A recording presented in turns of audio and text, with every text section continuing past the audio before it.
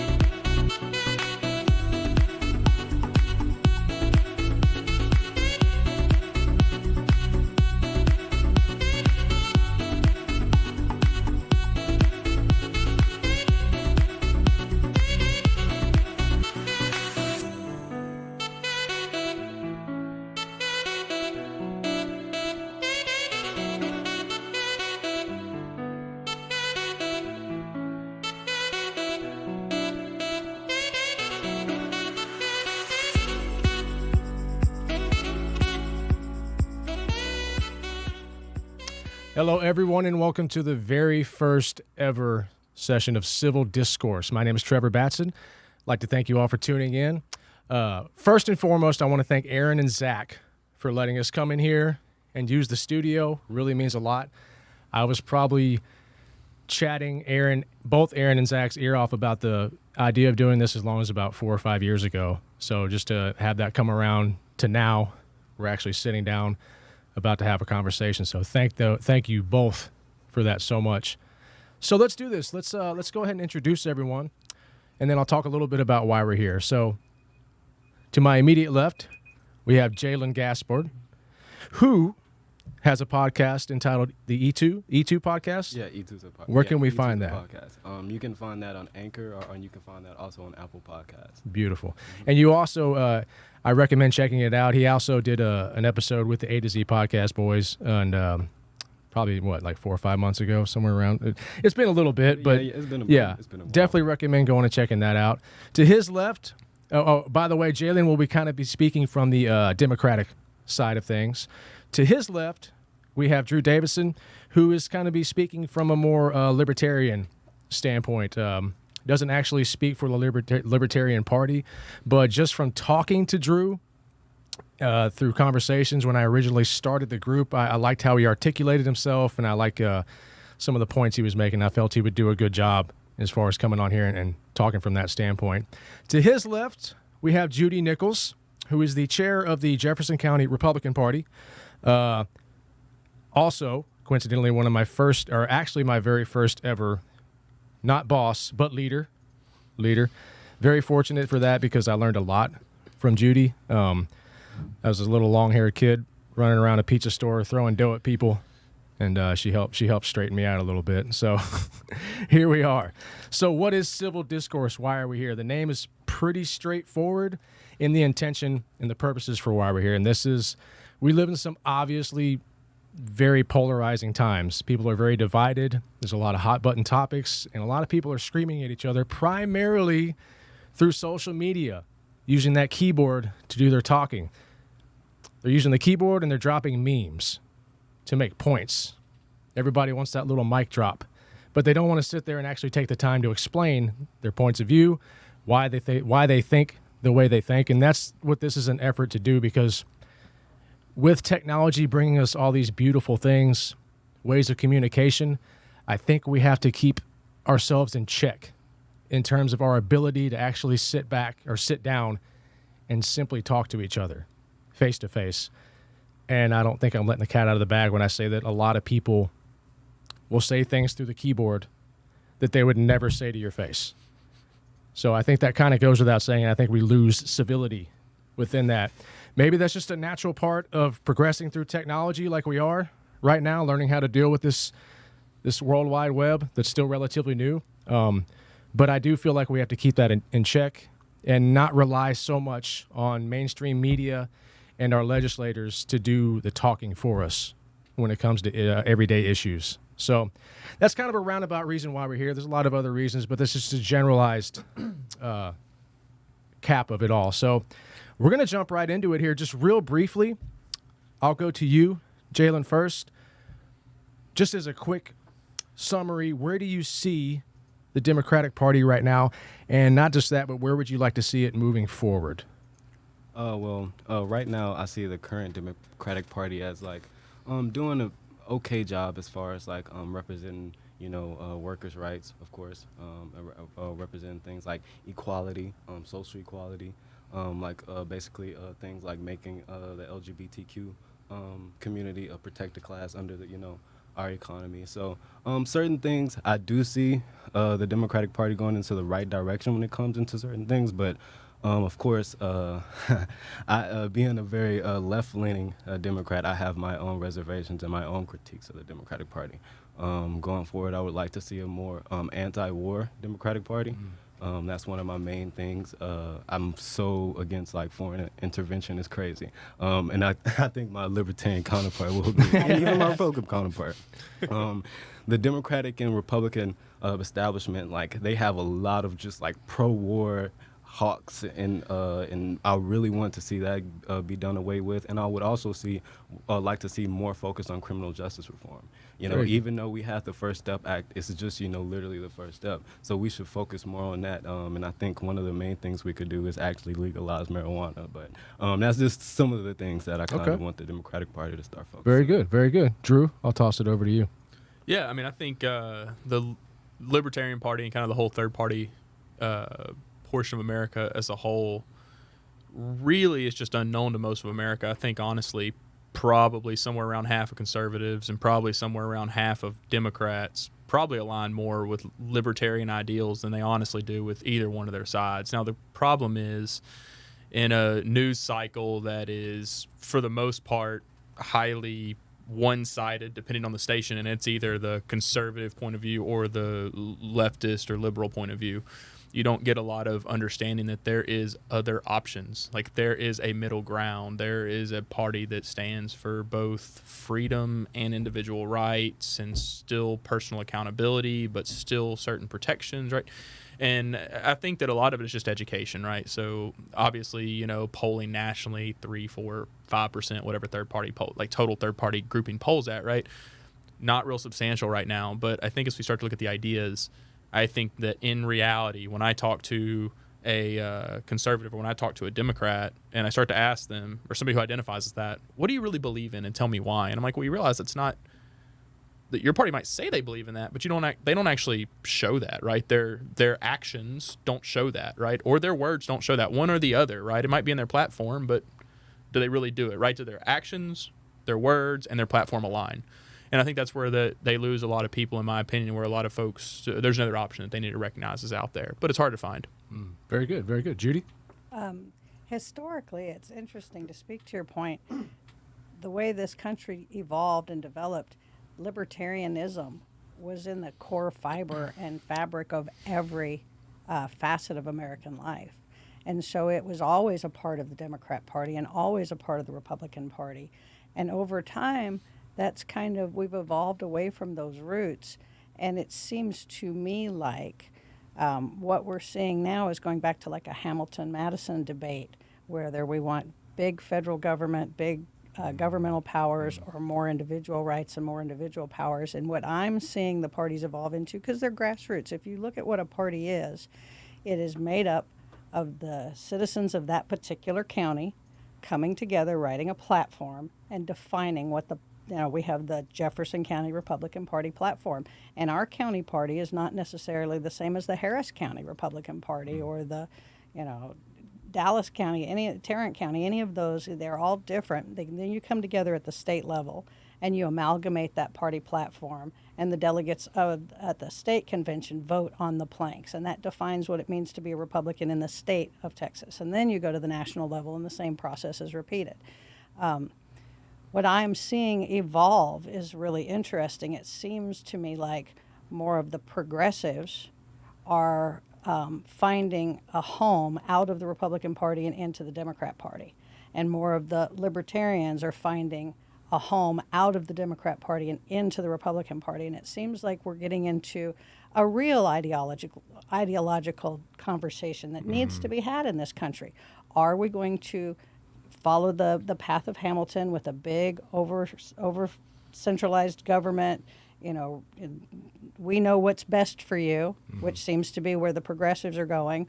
Or are we going to go more the Madison route with decentralized government power being disseminated back down to the states and you're not the boss of me over here, which seems to be where the more conservatives are going. And I think that's kind of going to be what the ideological battle of the future generation is going to be. Not so much red and blue, not so much left and right, not so much, Republican, Democrat. It's not the Democratic Party, it's the Democrat Party. It's going to be, do you believe in progressivism, a big government telling you how to live, or do you believe in freedom, small decentralized power, all the way back to the people? Because that's the way it was originally designed. Man is supposed to be sovereign in the United States. It's the one country in the history of mankind that was designed that way, and we're working totally antithetical to our design. At the top of the power pyramid is supposed to be man, king of his own castle, Absolutely. That's where that comes from. And then under that, the next, the strongest form of government in the United States was designed to be the family. Under that, the city, closest to the people, then the county, a little bit weaker, more weaker still, the state. And the weakest form of government was supposed to be the federal government by design. We're in total contravention of our design right now, which is where I think a lot of the strife is coming from, where that power pyramid is inverted. Right. And man is underneath all the weight of that power, and it's crushing our citizens, and it's crushing our families, and it's destroying the fabric of American life. And until we either decide we're going to completely change the way we're designed to operate from a governmental structure, or we get back to functioning within our design and government gets back in its lane and gets out of our lives, then we're not going to have anything but chaos and strife because we're operating today in contravention to our design. Very good. Very good. I said a lot of good things there. So I'll kind of pose this question. We have obviously a lot of very divisive issues going on right now. I say divisive issues. People are very divided on issues. I'll put it that way, right? When it comes to the voting booth, and we're going to get into the possibility, I guess this will lead into the possibility of delaying elections, but just as a general question, with everything being so polarized as it is, as it sits right now, there are people that are just digging their heels in on the right and on the left, right? I think that kind of goes without saying. They're going to go to the voting booths, a lot of them, just like they've always done, and vote R or D, straight down the line, right? That's just what they're going to do. With everything being, again, so divisive and so polarized right now, how many voters, and I'll kick this to you first, Jaylon, we're going to go around. How many voters do you think are just so fed up with it and they're just throwing their hands up in the air? Do you think it's going to cause more voters to go to the booth with as crazy as everything is? Or do you think it might actually have an adverse effect and some people, believe it or not, are just going to be like, the hell with it? And just completely bust. I don't know. I think about that a lot myself. But I kind of like, when I think about things, I kind of like try to like consider like what our climate is right now and what's going on right now. And even though it is very polarized and it is very divisive, like it feels like the culture shift or the cultural war, that's whatever is going on, it's making people actually more adamant to go and vote. It's crazy. Even Bernie supporters are reported to vote. More Bernie supporters are reported to vote for Joe Biden than they did for Hillary Clinton, as of now. Hillary Clinton, they had around like 78% of Bernie supporters. Now for like Joe Biden is like already in that 80 percentile.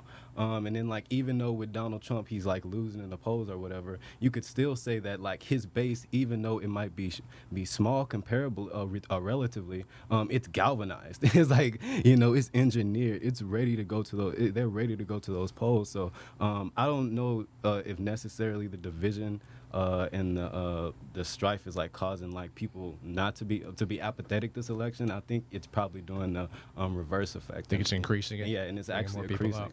So because even all things considered, even though certain demographics in 2016, like black people, 10% of black people didn't vote compared to the 2012 election, we did have a percent, or I think it was like a decimal percent increase in 2016 when it came to the whole overall picture of things. So I feel like a lot of people are geared up to vote, actually. So because of just everything that's going on right now. Yeah. Drew?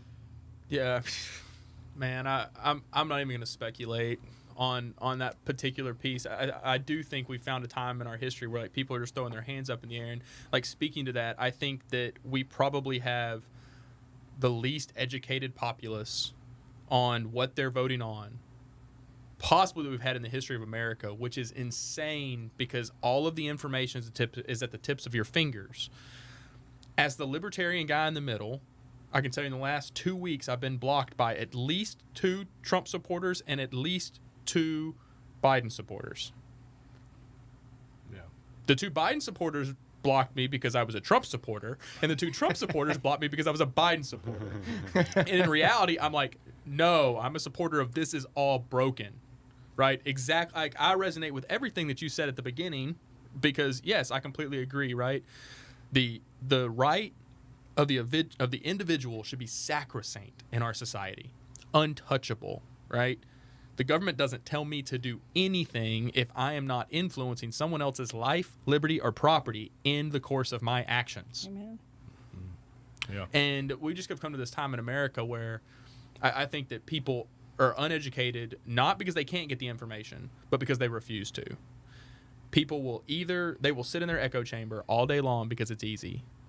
And It's comfortable. It's comfortable. Yeah. You're absolutely right? It's easy. It's comfortable. Man, I know that I align with what CNN says, so I'm going to only consume CNN, and I'm going to sit there and go, yes, it's like your sports team winning every single game. Yeah. I call it willful ignorance. It's awesome, right? Like, Yeah. I'm a big Packers fan, right? Like, if you told me the Packers were going to win every game that season, I'd make sure I called every single minute, right? And that's what happens in news today. You got these folks on the right going, Fox News. And you got these folks on the left going, CNN. And you got me in the middle going, okay, I got to go read 4 Fox stories, 4 CNN stories, 3 or 4 other stories, and I can probably figure out the one thing that all 4 of them said, and that's somewhere close to the truth. Get a healthy dose of Tim Pool in there. Yeah, right? Like, Yeah, he's a big one. and some guessing and some, like, Yeah. So it's not that it's just sad to me that where we are right now and folks just aren't, that they have no idea on the negative points on their own candidate, right? If you go and ask a Trump supporter, hey, what are the things that Trump does that you don't like? They don't have anything, or they'll lie and say they don't. If you go ask a Biden supporter, hey, what do you not like about Biden? They'll tell you there's nothing, or they'll lie. So it's, I don't know which it is, if it's ignorance or if it's actual not knowing. But I don't know who said it. In the age of information, ignorance is choice. yeah, absolutely, right. So I do think that's an interesting point. I think that's the key to me, right? Where folks are frustrated, but it's their own fault. Very good, Judy. I understand completely where you're going, and again, I go back to this government being so far outside of its lane, doing so much stuff that it's not supposed to do. I mean, technically, this ignorance stems from children raising children, generation after generation. We turn those children, our most precious resource, over to the public school system run by the same people that give you the post office and the DMV. Why do we give our children to these people? The way it's supposed to work is, I love to garden, you love children. I grow your carrots while you teach my kids. That's community schooling, and that's what we had when I was young. Y'all were not exposed to a quality education. We had competition amongst the states, and Alabama, Mississippi, they had some of the worst schools in the world. Iowa was the gold standard. We all took the Iowa test in 8th grade to see how we compared to the rest of the world. California had great schools, and people voted with their feet. There was competition. Competition always breeds the best result. Would I have a fabulous pizza at Papa John's if there was no Domino's? It's true. If there was no Pizza Hut, I wouldn't have to care. You Right. have to buy my product, and we need competition in our school systems. We cannot keep failing generation after generation of children, because as a frontline employer, I'm the first one who gets their end product. And I see the quality of that product diminish every single year, and you know how much I love my kids now. It breaks my heart. I've been a frontline employer for over 10,000 kids just here in Southeast Texas. And I see what the public school system is not doing to them. It's not so much willful ignorance, maybe, as it's complete lack of cognizance of knowing that there's something. You don't know what you don't know. I think it's just apathy. I don't think they know that they don't know so very much. I think that's just it's a profound understatement. But you don't know what you don't know, and they come out going, I got an A. I graduated with a 4.0. I'm really smart. And then they go to Lamar and they're like remedial everything. And it's WTF. This ain't right. I left at the top of my class, and I have to take remedial before I can even enter into Lamar.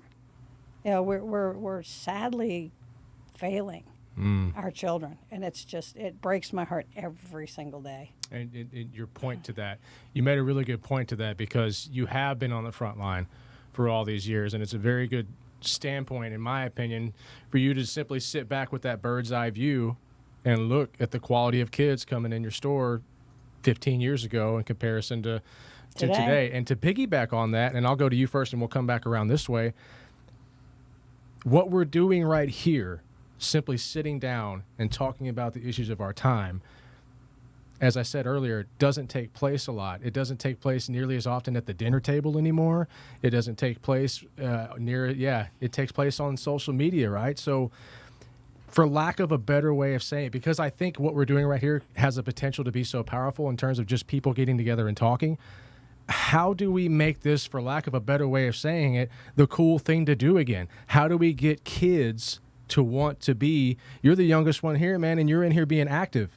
Not everybody's like you. Yeah, you know what I'm saying? Like, how do we get, and you're already, what, 23 you said? Yes, sir. How do we get the 16, the 17, the new kids coming into your store, how do we get them to want to not be, well, ignorant, I guess. I hate to say it, but I think it's as the failure becomes more evident, more people are waking up going, I got to figure out an answer, because obviously the people that are supposed to have the answers are not Right. providing them. You know, like I said, back when it comes to school choice, before the school system was federalized with the Department of Education, I went to school. So I got to get a world-class education when the United States graduates were in the top 5 of all different, math, science, English, literature. They were always, and now we're in the bottom. Now that we've federalized it, because a chain is only as strong as its weakest link. So instead of everybody getting Iowa schools when they federalized it, we all brought it all down to Alabama schools. And instead of giving parents more choice on how to raise their children, there's now less. You have one choice. You can go to the public school system, or you can pay double and pay for private and not take advantage of the public school system that you're paying for. Right. Triple, but Yeah, exactly. It's just, if we have a crisis in education, and we need to tear that down before anything else is going to get fixed. You can't expect an ignorant populace to even know that they don't know something, because they're walking out with a trophy every time, and they think that they're a winner. And then life slaps them in the face, and they're not even qualified to deliver a pizza. It's sad. Drew? You mind repeating the question again, Trevor? just basically, how do we get it to, and she kind of touched on it very well there. We have all these kids coming up that are, for lack of a better way of saying it, ignorant. Yeah. They don't know. How do we get them to want to know, how do we make Neil deGrasse Tyson cooler than, No, I didn't want to go off and answer something completely different from what you asked, following what she had said. I didn't want to be that guy. That's not even what the question was. But I completely agree with the failure piece, right? I got raised by significantly older parents for my age. My dad was 40 whenever I was born, right? So it's more kind of fit in like Generation X, actually, from an upbringing standpoint, right? I agree. I think that failure is the most important thing that you can experience in life. If I were going to say Trevor, I'd say you need to be humbled, right? But yeah, like failure is really, really important, because without failure, you can never understand what success is, right? And you really do have all of these kids. It's like, I kind of grew up in the first generation of everybody in Little League gets a trophy. And my dad was like, no, you lost. actually, son, He like, you lost. You lost. Oh, thanks, Dad. I appreciate your kindness, right? But now I'm like, gosh, thank the Lord. Because you learn so much through that, right? You learn so much more through losing than you do through winning. Always. Absolutely. And I think the other big piece of that is we have a world where people are busy, and more so than busy, they're distracted. And until the older generation starts to pour their heart into the younger generation and not just their children, then I think that we're going to continue to struggle. That's something that used to happen in a number of different ways, right? So you talk about not that long before you were in school, 16-year-old boys at that point were apprentices working with a 40-year-old journeyman, and they're being developed into men with skills and knowledge of the world and how it works. And we have got to have the men in society connecting with the young men in society and teaching them how to be adults before they're adults. Because if we let them become adults and they don't know how to be an adult and no one's ever taught them, we're going to run into a lot of problems. They're Very just good. old children. Yeah. How do we get the youth involved, man? I mean, Well, I mean, I'm sorry if this is kind of lengthy. At first, I just wanted to kind of just go back to what you were saying about the whole education thing, and like when was that? Like when you know, things were like defederalized, and when you were in school. Like you don't have to say an exact year. Just like I just want to get like a. I bet Judy knows the exact year. But Unfortunately, and let's go back to this. Nobody's perfect. The one perfect guy. We know what they did to him. yeah. So while I am a big fan of the man, I think one of his greatest failures is Ronald Reagan federalized the school systems. Yeah. Okay. And That's when we got the Department of Education, and the federal government just keeps taking more and more power. You know, and if you really want to get historic, it goes all the way back to the 17th Amendment, which took all the power away from the states and turned us from a representative republic into a democracy. And unfortunately, all democracies fail within about, 230 years max, I think, is the oldest democracy in history. So we are more than 100 years into a democracy, which does not bode well for the future of America. Very good. Back to you, Well, Jaylon. I definitely understand we do have a flawed democracy, and I do agree with some of you guys' points when you talk about we need to focus more on regional politics. I feel like the death of regional politics is really bad. But one thing is like we have to consider is that like even when we're talking about the federalization of the public school, we also have to understand like why some of these things happen too. When you understand like under a private school system or under a private system, even if we would have tax vouchers, that even like say for instance, I'll just put it like this: did you know when Port Arthur school was finally desegregated? What year? It wasn't in 1954. It was actually in 1972. So that's why some of these things over time had to be centralized, because in certain pockets of the country they were just not keeping up, and like they had a lot of like racial tensions and racial social issues that we had to get past, and that's why some of that stuff happened. But to just go back to your question about why.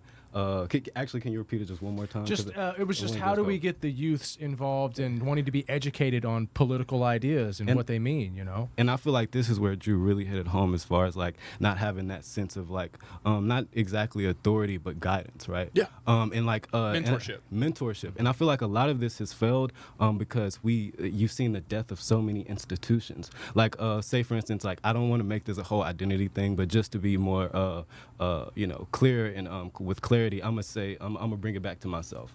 As a black kid, you know, growing up, we had the black church, and it was an institution that was very, you know, important for black people when it came to things like civil rights. I would say the church, period. Yeah. Of course, the church, period. Yeah. Of course. But just to bring it home, as far as like when we seen some of these institutions die because of multitude of things, a culmination of things. One of those. Thanks. My mic kind of went out. A culmination of things. One of those big things being that like people started seeing the reason and like or the anti-reason of the church, and so now you have so many millennials, or really like Gen Zers or whatever you want to call them, who are turning their eyes on the church because they understand it's not scientific and it doesn't have reason to anything that it usually says. And then a lot, and then you have these pockets of Christians. I'm not gonna point out any other certain Christians, but when you think about I'm sorry if I'm cutting out. No, you're good. But when you think about certain pockets of Christianity that are very traditionalist, Christian fundamentalists, they're basically rejecting these kids, and because like these kids are very scientific and they think with reason, and they're like, oh, we don't want to deal with this, which I can understand as a agnostic atheist myself. But the bad thing about that is that we didn't have any institution to replace that. We didn't have any institution to replace the pastor, the deacon, because these people ruled the communities. When it came to local politics, a lot of endorsements that you had to get, even back when we're talking locally, it had to be from the churches. You had to get you had to go to every single church and make sure everybody wanted to vote for you, because these were like the leaders and the like gatekeepers of the community. So I feel like that's one main issue to why kids don't want to learn these days, if you want to say that, is because all of our past institutions have failed us, and we haven't had an adequate replacement for it. Very good, very good.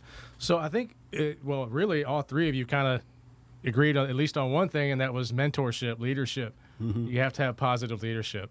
Like, I think that's something, though I had a good leader when I was younger, I wasn't aware of it at the time. I had to get older. I had to learn a lot of stuff. I had to get humbled. You know, I credit my learning to, I went from working for Judy, slinging pizzas, to working in a machine shop. And that was a whole nother check on reality, you know, and I learned a lot from that too. And I'm very thankful for that. There's the idea going back to learning what positive leadership is, which is going to lead us into kind of, you know, the nuclear family. We're gonna move into this world now, even though I said we were going to go into elections. We'll get back to elections. We kind of drifted a little bit But because this is such an important topic. It is. You know, it's kind of the root of everything else we're talking about. The nuclear family. Yeah. And the destruction of it. Yes. You know, and I got to watch that too as a child born in the 60s. I'm like the very first Gen X. I'm on the cusp between the boomers and mostly Gen X. And what I saw was the nuclear family dissolve over my lifetime. And it comes back to government. And it's just, grrr. Mom found out she could work in the 70s. And my family went from lower middle class to upper middle class, like flipping a switch, because Mom got a maiden aunt who never had children to come live with us and take care of the kids, and she went into the workforce and started doubled the income of our family. So it was a huge economic status shift in our family and so many other families of my friends. And then the government went, oh, a new tax source. And now, over my lifetime, what I see is Mom works to pay the tax bill, and the family lives off of what Dad works. So nobody's there raising the kids because that maiden aunt isn't there, and kids are raising themselves. And now we're on a second generation of children raising children without those mentors, without those strong role models, female and male in the life, because Mom's at work, Dad's at work, the devices are raising the children. And they're not going to get wisdom there. You can get all the knowledge in the world you want from a device, but you're not going to get wisdom because you have to merge experience and knowledge together to get wisdom. And, you know, we warehouse our old people in nursing homes where they no longer feel useful. They're not a part of the family anymore. And how much would they love to be brought out of that environment back into the home where they could be filling the role of, you know, go back to the nomadic tribes where the older citizens watched the children and educated them while the younger ones were hunting and gathering. You know, everybody had a role. And we have throwaway people now, and it's the saddest thing ever because all those resources, all that value is just evaporated. You know, we don't treat each other like neighbors anymore. Politically in Jefferson County, I try and make sure every conversation I have starts from a place of, you're my neighbor first, and then let's talk politics. You know, that's one of the beauties of Southeast Texas is we have a pretty homogenous community. A lot of people don't move out. A lot of people don't move in. We still say, yes, ma'am, no, sir, thank you. We have our courtesy words. You know, I've been Miss Judy for 25 years, and I was never Miss Judy anywhere else in the country I lived.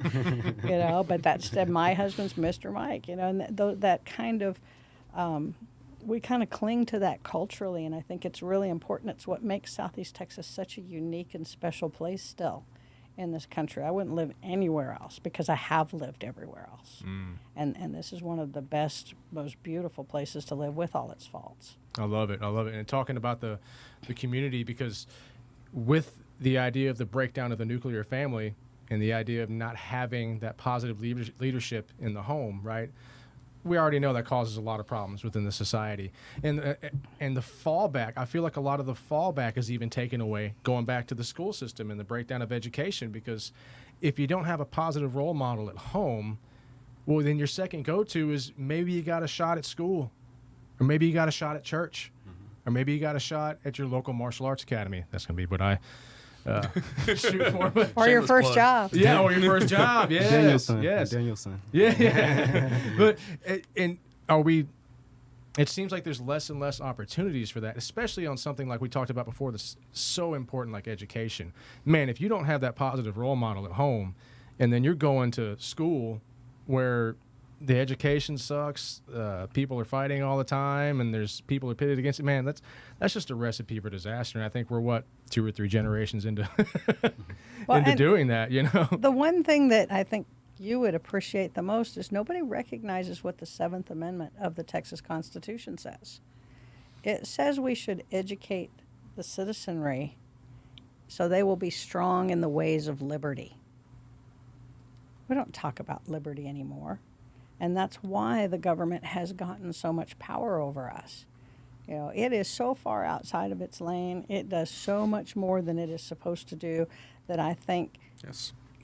including education, you know, it's taken over education. It's taken over marriage. It's taken over, you know, all this conflict with our homosexual citizens. Government should have no role in marriage. Marriage licenses come because in the early 1900s, they wanted to prevent black citizens from marrying white citizens. That goes in the Nunya file. That is none of the government's business. That Agreed. is a social issue. You know, we need to get these social issues out of our government and back to society where they have the purview over that as they should.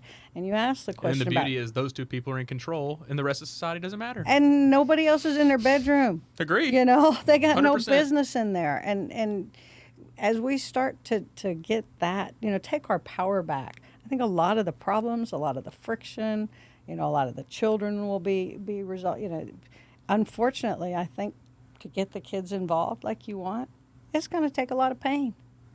There's mistakes are your biggest motivator, like you said, you know, and I was blessed with 22 great uncles and great aunts that I was very close to coming up with. And I got a ton of that wisdom poured into me, and I got to learn from their mistakes.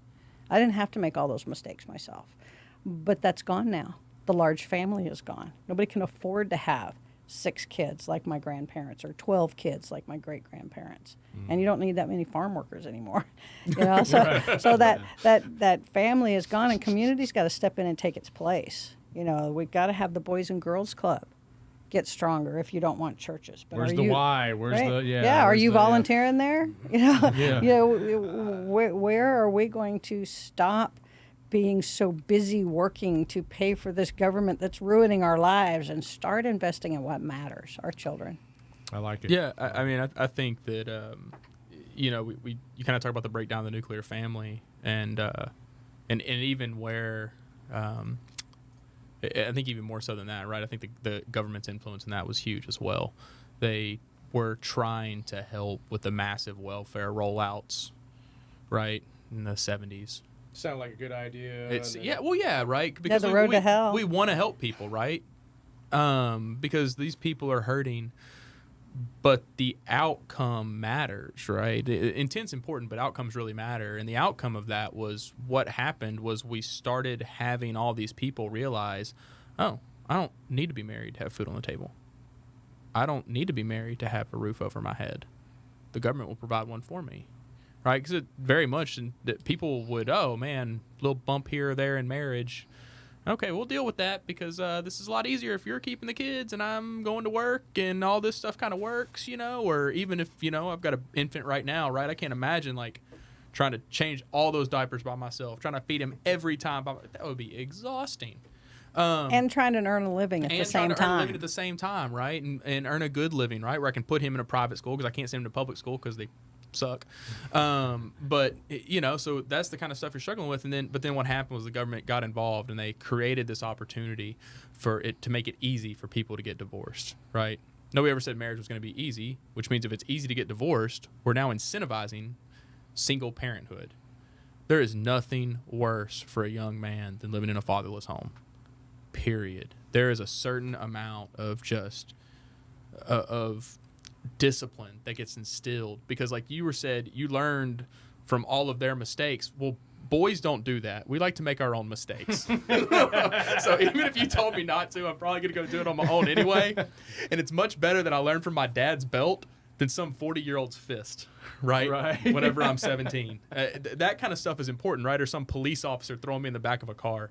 So having that level of discipline now separated from the home, which was the outcome of the welfare state we created, right? Not the intent. It wasn't what we wanted to happen. It wasn't intentional, but it was the outcome. Led to huge swaths of generations being way behind, right? Not catching up until they're in their mid-30s. What they should have learned in the first 15 years of life, they learned from 15 to 30. and it put them so far behind that they may never be able to catch up if they now have a criminal record. Well, I work in a refinery, right? I got a felony on my record. Nope, that salary goes away, right? I get busted on a drug test, that salary goes away. Talk about how sensible that is. Either I agree with you on legalizing marijuana. Well, that's where that you know, criminal justice reform has to come into play. Yeah, that's right. so important. But the key is you have these people who they're 15 years behind because they didn't get that discipline early. They didn't get that discipline until they became an adult. They didn't lose until they became an adult because fathers make you lose, right? No, like dads can say all they want. They're not losing their kids in checkers for fun. Like, my dad was going to smoke me. And then first time I beat him, he was like, well, we won't play this game anymore. Let's go play when you don't know how to play. Right? So that's important, right? But that was the outcome of those policies. And what it led to was, you know, huge percentages of men that no longer have fathers in the home. So where you speak to what it used to be, the church could pick up the slack, right? You have 5-10% of kids who don't have fathers in the home for whatever reason. Their dad legitimately just left and disappeared. Their dad died in war, whatever it was. It's a small percentage. And the churches, the clubs, the other men in the community could pick up the slack. There are not enough men in the community to pick up the slack for a 50% divorce rate. Right. And the out-of-wedlock rate is high enough as it is, right? And then you had the women's movement when I was young telling mothers that you don't need a man. So a woman needs a man like a fish needs a bicycle. You can't do this alone. Yeah. So this is a lot. One thing before I like get into it, because it's like my concept of the nuclear family. I understand. I think of it like consequentially having like a unit of a two-parent household, rather that be whatever. Just the structure is important, but I want to be careful and when I assign my claims, because like we're making a lot of normative claims here, like, you know, the nuclear family is the reason for this success, or whatever, or, you know, as soon as the woman went into you know, the workforce, that kind of like, you know, made her enabled to like really nurture and take care of the kids. So if I would ask you, I want to ask you both.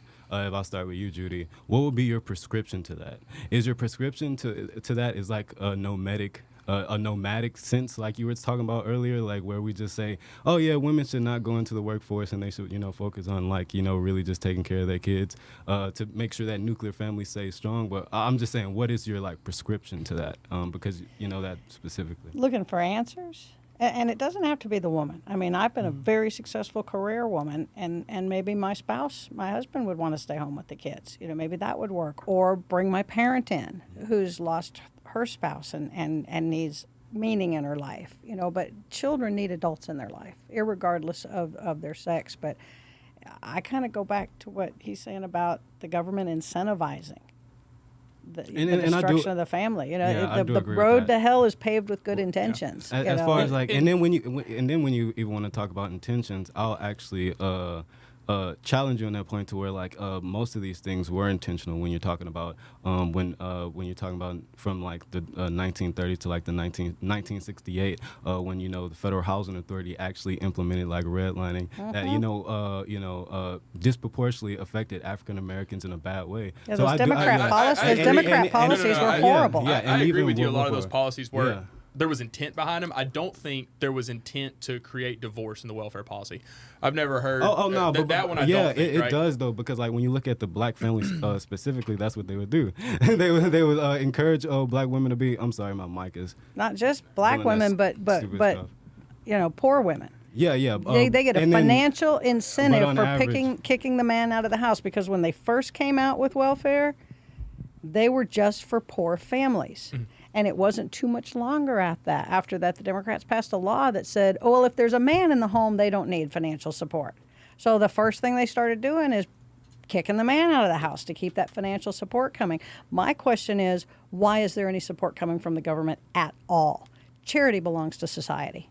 And by the government taking over charity and assuming that role and responsibility, they've taken away a lot of the power of our churches. Why do we need churches if we don't have to have charity? Why do we need these social institutions if the government's going to do the social institution? But you can't get a third person to care as much as you care yourself. So if I'm being charitable and I'm going, oh, you need my help, I'm going to help you, but I'm also going to keep an eye on you and make sure that there's some accountability there. When the government just passes out money, irrespective of any accountability, there's nobody watching to make sure that you're becoming your best self. You're not teaching anybody to fish. You're just giving them fish every single day. The single largest week in lottery sales in U.S. history was the week after the stimulus checks went out. Man, and that's a tax I'm okay with. That's a voluntary tax. I'm okay with that. I'm with you, right? But we send people $1,200 so they can make it, and they go buy lottery tickets. I mean, probably not very productive. Probably not very but I productive. mean, but that just goes back to like poor people being,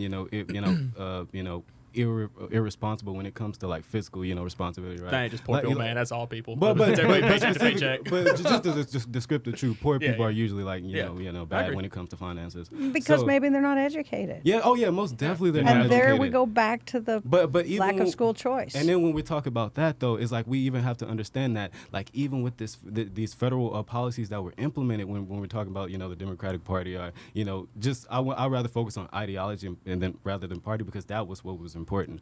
These were still exclusionary practices that were meant to exclude certain people, and so like.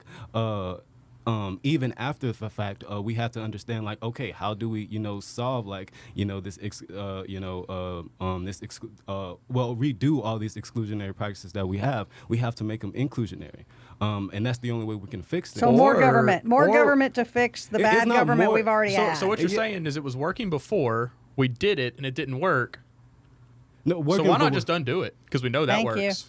No, well, it's not necessarily true, because it's just like when you talk about it worked even before that. It worked for certain people, and then when the government actually It worked for black families. I mean, despite the racial discrimination they were going through, Yeah, right, yeah. which was terrible. I'm not a racist. Yeah. And there was obviously a lot of racists running around in the 50s. Granted, even then, though, the black family was more successful in the 50s than they are today. Yeah, and even like you can even go further than that. They were more successful in like the 1920s when you're talking about Tulsa, Oklahoma. But I'm just saying Yeah, to I undo agree. to undo these governmental exclusionary policies that were purposely implemented to just disregard certain populations of people. We have to refix that. We have to go back and say, okay, well, we have to give these people the resources that we stripped from them a long time ago, because infinite regress shows us this is why they are there's a massive wealth gap. And wealth discrepancy between certain groups of people. So I agree with you, right? But Yeah. here we are 50 years, whatever it is, after implementation of that policy, and it's by number affecting more white families than it is black families, right? By Well, number, wait, the math is total, what the math is. by total volume, by total Yeah, number of yeah, families, yeah. it's affecting more white families Total than it is black volume. families, right? Now, I'm not saying that's okay either, but my point is, this has hurt everybody of every color, of every race, of every creed Every citizen. in this country. Yeah, but I'm right? just talking about of course, like when you're talking about raw figures, but I'm just talking about disproportionate figures, and when we're understanding how African Americans were disproportionately affected by this. So what would your plan be then for fixing that? For fixing it, to actually have universal policies that focus on giving people resources that they were left out of, when we're talking about the history of America. So more government to fix all these problems government has given us. Well, I'm not saying more government. Yes, you are. Look. You're saying refine what's already there. Exactly, Is that what you're reform. trying Like to say? Well, who's going to refine it if not more government? Look, when we're talking about, okay, let's say thought experiment real quick. We have a dog who was, neglected and beat on and like tore up by his previous owner. This dog was completely like beat up, and then and like he has a lot of just social problems when it comes to interacting with people and other dogs. So to make this dog's life better, should we just like say, okay, doggy, run away, and like say, okay, you're gonna be good off just running away, or would the dog have would more happiness be maximized if that dog was put into a better house, a more reformed house that actually cared for him and actually loved him? Well, right off the bat, when he gets away, he's better off. Yeah. And then when a charitable individual sees his need, they can start helping that dog heal and helping him find. We have to rebuild But it's not always the institutions that he's going to get that charity, though, life, right? Nothing's no guarantees guaranteed. in life. No kidding. Fairs are your for tourists. oppression is guaranteed, but like your outcome Yes, is. I'm oppressed because I'm smart. I have been my entire life. Fat people are oppressed because they're fat. Ugly people are oppressed because they're ugly. Life ain't fair. not. It ain't fun, and it ain't easy. Nothing about this life was designed to be fun, fair, or easy. The question on the table is, do we get government back in its box and stop letting it control our lives and let things flourish that are supposed to take care of these charity? Society is supposed to take care of societal issues. Are they perfect? No. What happens to perfect? It gets crucified. We don't do perfect. You don't throw out the good because it's not perfect. Yeah. But yeah, I'm just saying, yeah, you can't have perfect, but you can strive for it. Absolutely. But strive for it on the lane that it was designed to be driven upon. Yeah, and where I would come with that, right? We have a country that, through certain policies, enabled the fastest economic growth of any country in the history of the world. The fastest technology growth, the fastest GDP growth, industrial growth, right? All of the above. And we've broken away from those policies. We have strapped the capitalist. And by capitalist, I mean the guy who is saving up his income to start a jiu-jitsu gym. The entrepreneur. That's where I'm getting, right? It's the guy like me who wants to use his salary to go buy a business and hire an employee, or the actual entrepreneur over here with 4 restaurants, right? 3 restaurants. But the key is those policies worked. They led to the richest country in the world. What people don't realize, you know how much income you have to make to be in the top 1% of world income earners? Oh, you're talking about? Oh, yeah. I think even like the poverty rate of like when you think about poverty, like even people in poverty in America are still like top 4, top 3%. Yes. Yeah, absolutely right. $32,000 is what it takes to be the top 1% of income earners in the world. This country is amazing, and the policies that got our economy there are amazing. What those were was free market economies with low taxation. And what we've seen as we increased our tax rate and government has become bigger and more influential in our lives and taken more control, as we've seen that growth slow down and other countries catch us. So why not go back to where we were, right? Get away from giving out welfare, because that's the church's job. That's the United Way's job. That's the whatever your charity of choice is. That's the neighbor's job, right? That's what it is. The reality is we should have the choice to give our own charity. I would give a lot more to charity if $40,000+ a year weren't stolen from me by the government. Well, yeah, I mean, 60% of my income. God only wants 10. But 60% of my income has to go to a bureaucracy that's going to skim 20% off the top for theft and nefarious activity and waste and fraud. And then the other is going to go out somewhere in services as it's filtered through 47 people getting the jobs that are not productive jobs before the service finally gets delivered. That cleans my building at my refinery's car breaks down, and she is from the Philippines. Her husband left her after she got here. She can't get welfare because she's not a citizen, but she's stuck here with her, I don't know, like 4 or 5-year-old. Her car breaks down. I can go buy her a car. Because you can afford it. Because I can afford it. You know how many times I could do that for $50,000 a year? You know how efficient that giving is? How much it really influences somebody's life? How much it really moves the needle? Yeah, but 100% of it moves the needle. Yeah, and even if but at the end of the day, none of these charities are guaranteed though. And like nothing in life is guaranteed. But when you talk about actually like moving the needle, like what's moving the needle when one person is helped out from a charity? Like 1 out of 10 people are helped out from this charity. Like I don't understand. Like, but the needle goes in the opposite direction when government's doing it. Agree. You've admitted everything the government's done has hurt your own community. I'm talking about, back in the day when there was exclusionary practices. Yeah, no, all the way to today. You don't think it's still hurting your community? Oh, no, like, not at all. Like, when you talk about welfare, people, like, when you talk about SNAP, that's actually, like, really beneficial to black people, really beneficial to Hispanic people. It's not like these welfare programs, like, okay, today, if we didn't have welfare programs, these people would literally be out of housing, specifically black people, because they per capita, they make up more in housing. Now, wait a minute. You're going to tell me that for the 5,000 years before government handled these problems, they weren't solved by society, and these problems were only solved by society when government showed up to save the day. In the last 40 Charity handled these problems for 5,000 years. We can keep charity. We can't keep charity. If I have to give 60% to the government, there's nothing left for charity. Well, and you know what? we Charity is a haven't lot talked- more efficient and a lot more effective than government. You talk about SNAP. Now, let's say I take $100, and that's given into the SNAP program. And by the time it pays everybody involved to distribute those resources to the end user, there's $2 left. $80 is gone, and it's gone to bureaucracy, waste, and abuse. It's gone. If I give $100 to my church, the pastor might keep 10% and give $90 out in food services. That's the way it was done for 5,000 years until the government got involved. Now, what's the better end Yeah, product? I mean, my church $2? is one of the largest feeders of the homeless in Beaumont. Yeah, what's better at the end product? $2 to the end user or $90 to the end user? You just can't even imagine it because you've not lived in a world where government hasn't ruled everything. It's beyond your ability to see it. I think there's some good points, and I wanted to kind of allow this back and forth to go on for a little while because there was some good stuff going on there. But we are going to shift.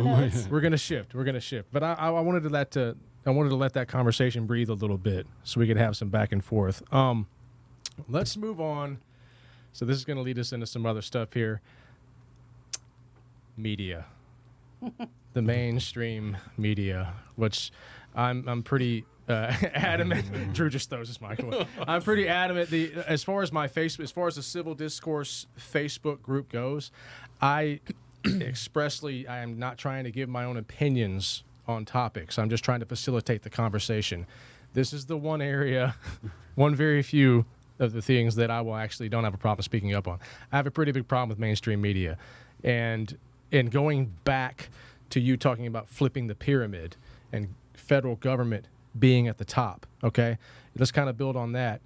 Let's talk about how much the mainstream media, this 24-hour news cycle, actually aids the federal government in whatever agendas they might be wanting to push in terms of, because I did a poll on the group earlier. I haven't looked at it in a while. I don't know how many people have voted, but it was, what do you think the effect on society, hypothetical, what do you think the effect on a society would be if you only had your news in the morning, once in the morning, and then once in the evening, as opposed to a 24-hour news cycle? Just look here, look at this. In case you forgot, we all hate each other.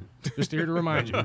So what kind of effect do you think mainstream media has on our society as a whole? I'll go to you first, Drew. Yeah, I actually opened with this, right? I think it drives the polarization, 100%. People don't understand that first of all, I don't think the concept even exists that I can vote for Trump, but vehemently disagree with him on these 2 or 3 policies. I can vote for Biden, but vehemently disagree with him on these 2 or 3 policies because there's all these other reasons that I really like him and I think overall they're better, right? That concept is lost in our entire society. The idea of compromise is lost completely. Nuance. Yeah, I mean, it's just completely gone. And you have that driven by the mainstream media. You have teams. You might as well paint news stations red or blue. Right? You might as well paint them red and blue. Huffington Post is down the middle. No, they're not. I watch every now and then I get that stupid matrix that shows how left or right leaning things are. And I'm like, first off, there's like 1 or 2 that are right down the middle, and it's not PBS like everybody puts there, right? There's like these 1 or 2 that just literally just like Reuters. Like, so-and-so said this. That's their news story. That's news. Right. People have forgotten that is news. It's journalism. Yes. Someone gave a quote. Here is that quote. Yeah. That's it. Not a op-ed. It's a quote from someone. So-and-so says this. All right. That is news. And then everywhere else is it starts like 3/4 of the way out is where they should start. Because they are team red or they are team blue. And if they really don't like the person on team red, they might switch to team blue for a while. Or just not play the game for a while, right? Some people are like, oh, I just don't like Trump. I'm just not going to play the game. But there is no concept that there can be ideas outside of Team Blue and Team Red.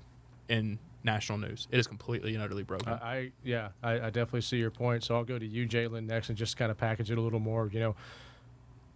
Do you think not only just how much does the 24-hour news cycle make things worse, do you think it would have an effect on society as a whole if we weren't so wrapped up in this? Do you think we would be as divided as we are if it weren't for a 24-hour news? I know this is hypothetical and we have this in the real world, but do you think we would be as divided as we are? I don't know. I definitely don't think we'll be as informed about anything. I feel like the source of like a lot of things, like, it's not only like mainstream media, but it's just misinformation completely. I feel like even in mainstream media, like you said, we had our sides. It's like a tribalism thing to where like you have red or blue. And like those people literally just focus on that. So they manipulate narratives, spin fallacies all the time just so they could, get a statistic or get something that emulates their point, when at the end of the day that they're misusing that point entirely. So I don't know specifically if the 24-hour news cycle thing, I just feel like what's really wrong is like just us as people, our opinions and our aptitude in investigating is really terrible. Again, like, we don't know how to investigate. The misinformation that we take from memes, on social media and from like, just, Twitter mobs or like, Facebook enclaves or, echo chambers, like you were saying earlier. I feel like that's the main thing. If we as people knew how to investigate, it wouldn't matter like a 24 news, like that wouldn't matter. It'd be irrelevant. It would be irrelevant because like we know how to decipher like, okay, what's bullshit or not. Going back to education, I guess. Yeah, it's full circle. Right, Judy. Well, and I think that's a good point, and it's a lot to unpack here. But I hate to say it, but I go back to my earlier point. I think this division is important. I think this country needs to have the conversation. Are we going to be progressive, driven by a bunch of people making decisions for other people because they are strong proponents of a centralized governmental system? Or are we going to have a bunch of individuals trusting each other and trusting their neighbors and let the individual rights? I think we need this division. I think we need this conversation. Can I ask a question? I agree we need the conversation. 100%, we're on the same page there. Do you think the 24-hour news cycle and the division in that is beneficial? Let me get back to that. Okay, sure. Okay. So we need this division, and I kind of think this is where we're going. This is why we're going here, is because we need to go here. But I think what the resolution is going to be, again, is entrepreneurialism. This is news. What you're doing right here, right now, what Tim Pool does is news. The new news. Right, exactly. Mainstream media is pricing themselves out of the market. They don't sell a product any longer that I want to buy from. If I choose to pitch my product on CNN, now I lose all the Fox people. If I choose to pitch my product on Fox, now I lose all my CNN people. So we have to recognize that news is a business. And while they're doing what you said about clickbait, that's really the whole nutshell version is they're looking for clickbait. But that's only going to pay off so long. That's that short-term win. That's me putting half the cheese on a pizza so that I can put that money in my pocket. Then I lose my customers. And they are not being very far-sighted in their approach. And I think what we're observing over time, over your lifetime, is the death of the mainstream media. They're just trying to fight their last breath. They're giving it all they got. They don't know how to do something new. Pizza Hut didn't know how to go from table service to delivery. That wasn't their business model. So they're not reinventing themselves very well, and they're leaving this big, huge hole in the media marketplace where the, Trevor Batsons and the Tim Pools of the world, and they're just making a huge, huge impact. Yeah, and these guys are having good success, and too. They're doing it well, and they're doing it from that entrepreneurial place. A lot of people don't recognize, because we've killed entrepreneurialism in this country with government intervention, but that's the last step on the path to enlightenment. Everybody's like, evil big business. Well, bullshit. If I'm evil to my customers, they're not going to keep buying from me. You can't be evil. You have to have integrity in business. Yeah. You have to. Yeah, and to kind of touch on that, it's the difference between, like, when we saw Judy's car pull up at the restaurant, it wasn't everybody's mad because Judy's there. It was everybody get your shit together, and you better She's be gonna acting come in right and when she call comes on in it. the door, right? She's going to call you on it. Yeah. So, and I know this can go a multitude of different ways.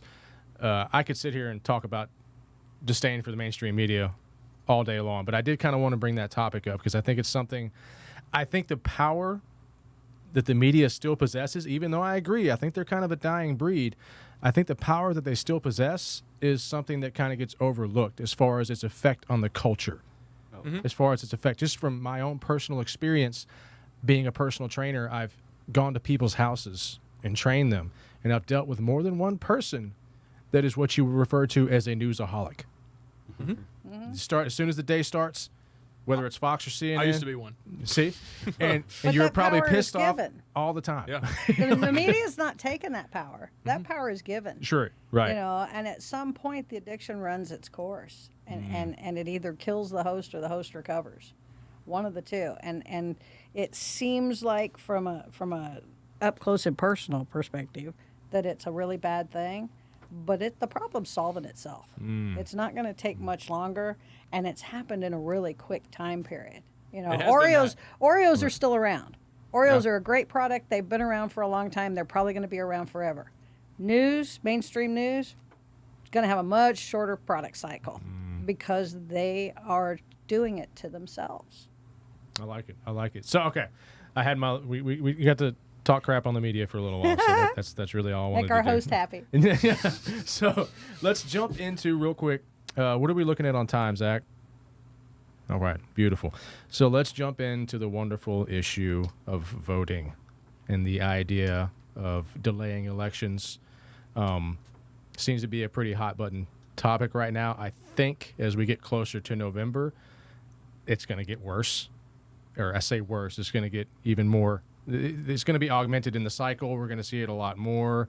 People, it's going to cause even more division, right? This seems like that's what everything does now. I can't even say I like Ozarka. Ozarka probably like digs wells. But Dasani's better. Yeah, or they dig wells next to the pygmies and they murder them. Or something. I don't, like there's always something that divides people. But as far as moving forward into that, like how do we? Man, it's just a hard thing to cap. I'll start with you, Jaylon. Is the idea of delaying an election, obviously because we have the COVID scenario, is that something you would entertain, or is it something, in your opinion, that we just need to go ahead, we need to get out, get in the voting booths, and get it done? Yeah, I mean, let's just get it done. I mean, it's in our Constitution. Like, isn't it like a set day in our Constitution? Oh, yeah. Like, might as well do it. Now, how we do it, whether it's going to be like... Right, another aspect of this, too. Yeah, mass mail-in or our absentee voting, like, we can decide, like, how we're going to do that. But, like, I don't want to delay the election. I don't want to delay the election at all. I understand that, a lot of people have COVID concerns, but if we could just do something to where, like, more probably like susceptible people to like the virus, open up the categories of absentee voting or mail-in voting, that'll probably be great just to ensure that everybody gets that right. But I'm not for delaying the elections at all. Very good. So you do have that point, right? Like there's a lot of people that are high risk, and this COVID thing's still out there. If it's still around come November, what are we going to do with those high risk people? Do they just take the chance? Do they, you got to get out there? Drew, I'll kick it over to you. Man, I think that overall security in our elections is pathetic. I think that it's a really easy fix. I don't think it'd be difficult. I don't care if you vote in person or if you vote absentee or you vote mail-in. There's a really simple way to resolve all of our issues that I see. I mean, getting like policy, how do we actually execute things, right? I get that there's some folks who really don't want to get out of their house. I could care less if I got COVID. I wish I already had it, be done with it, don't care. I'm 32, I'm healthy, I'm fit. Whatever, I'll be sick for a few days. I think there's some changes we could make. One of the things I actually kind of sharing a policy thing on the forum the other day. I get that there's some folks who want to vote with an absentee ballot. What I would like to see, and this applies to in-person voting, it applies to absentee voting, and if we have to do mail-in ballots, it would apply to that as well because it's auditable, I think it's trackable, and it's easy to follow. I'd like to see a requirement that every single ballot, first off, is a paper ballot because it's auditable and it's there. I'd like to see us audit 5% of all reporting precincts randomly every year. random 5% reporting, right? And with a guarantee that you don't go more than 25 years without getting it, right? So you're not out in the same place every time. One in every 25 years, you're getting hit, right? And then following that, what I'd really like to see is that every single person who votes puts an email address at the bottom of their ballot. When their ballot's counted, it's scanned and it's emailed to them. And you have a receipt for your ballot. And then as part of that audit, you can send your ballot in and ensure that your vote was counted and that it was counted correctly. Right? I'd add to that a thumbprint. I wouldn't mind that. I wouldn't care about that. But well, yeah, I mean that would be another good way to secure for it. clarification, because I'm actually an elected official charged with doing elections, absentee and mail-in's the same thing. And currently, currently it's the same thing. Currently, right? But as far as I was COVID's differentiating from a language standpoint, what Right. people are asking for from a mail-in standpoint versus true absentee balloting. That's where I'm going. That was the reason I was using that Exactly, language. that's where I'm going. Because So currently, anybody voting absentee mails their ballot in. already has that ability to vote if they're in the high risk. Because the whole purpose or Agreed. behind absentee is in case you're a high risk. But I think the key is right now we have absolutely no auditability, right? This guy works for a large corporation. We are able to audit every single stinking thing we do, and you're going to tell me that we can't go audit our election process? And it's so simple. You offer the opportunity to email your ballot in, and then whenever they go count it, right? So, hey, we're doing an audit of Jefferson County. That's the one that got pulled this time. If you'd like to send your email receipt of your ballot, if you want to do that and reveal who you voted for, we will verify that your vote was counted correctly. And as soon as you find one that's not, you go figure out why and you deal with the problem. And we'd be out of this. There wouldn't be any of this Russia intervened and helped Trump or freaking Florida cheated on ballots whatever that same district down in southern Florida is that apparently has issues every time. West Palm Beach. Palm Beach, yeah. Every single Sorry, time. thank you. Every single time. Can't get it together. Pregnant Chads and all this stuff. You probably don't remember that. But, for heaven's sakes, paper ballot, it gets emailed to you. You get to verify what got counted, right? And you say, yep, that's what I voted for. And then whenever yours gets pulled for the audit, you have the option. You don't have to reveal your vote. But if you want to, say, hey, I voted. Please verify that mine's correct. And you get an email confirmation later that, yep, we got your scan, checked, counted correctly. Thank you. I think that's pretty sensible. But there's a piece to that you're not really considering, and that's the logistics of counting these paper ballots. It's insane currently how difficult it is to get the very small percentage of Just as it absentee sits ballots right that now. come into Jefferson County as it is. We don't get enough staff to do it. We don't have the physical location. We are elbow to elbow in there for 4 days counting those ballots. I voted in Nederland. It was pretty cool in the city election, and I've never seen this before, and it's now my new favorite method of voting. Is I go in there and cast my ballot electronically, and then it is printed on a hard piece of plastic, kicked out, and that goes into the ballot box. Again, trackable. Yep. That's how they do it in Orange County. Right, but it's also digitally recorded so that we get our results right away. If we go into the mail-in that you're talking about, all mail ballot, if we do all mail ballot or a large proportion of mail ballot, it is just a logistical fact. I'm not a proponent of that. I'm trying to compromise. Yeah, I hear you, but it's a logistical fact that it's going to be months and months and months before we get the results. And during that entire time, so one of the those things ballots are locked in a room, and anybody can tamper with them. And there's so much I don't disagree. One of the opportunity things that we need to there. remember, right, is our election day is when? November 4th. First Tuesday after the first Monday in November, right? This is the 3rd or the 4th this year. Our November inauguration 4th, day I think. is when? Is it 3rd? 20th, I think, 21st. Of January 20th. Yeah. why? Because they have to have time to travel to get to D.C. back in the day. We have the time to do it. Yeah, I don't think so. So, and I like this because you're speaking from a standpoint, you're actually in there, you're counting the ballots, you have a good That's one of my handle on- duties, yes. Yeah, you have a handle on what it would take to actually count these things. So it's good to get that perspective because I think a lot of people are just saying, we'll just mail them in. There's a lot more to it than that. And yeah, I think it So might be. are you just worried about like votes not being counted or like voter fraud and all, like, period? All of the above. Both. I mean, all of the above. I It's have rife serious for concerns fraud. about both. If you're not voting in person, there's no guarantee that you're voting at all. There's a little lady, and she'll name nameless, that she goes down to one of these homes here in Beaumont where the mentally infirm and physically infirm live, and her signature's on every one of those envelopes as somebody assisting that person cast that vote. Oh, wow. You Wow. know, that's 40 votes. Every single election, 60 votes at the other place. Wow. You know, that's there's just so much opportunity. If you're not voting in person, how do I know you're voting? Yeah, right. It's too easy to get a hold. I like the fingerprint piece as well, so you have a more auditable piece there. betcha. I agree, but because I mean, it's just too easy, right? If somebody mails your grandmother a ballot, you With could go in, technology you go in, today- fill that out, send it in. Yep. We should be able to scan every single ballot. You're gonna for tell me that doesn't happen? Oh yeah, that it thumb does. print. But like even like I think like concerned to like according to like conservative figures like from the Heritage Foundation out of like I think 250 million absentee ballots that have been like filled out throughout America throughout the history. I think they rule like only like 1,200 something that were actually like fraudulent, and then like out of those fraudulent, I think like 1,000 people were actually convicted. So you just admitted though you could do it, never be caught, because they would have no idea of knowing.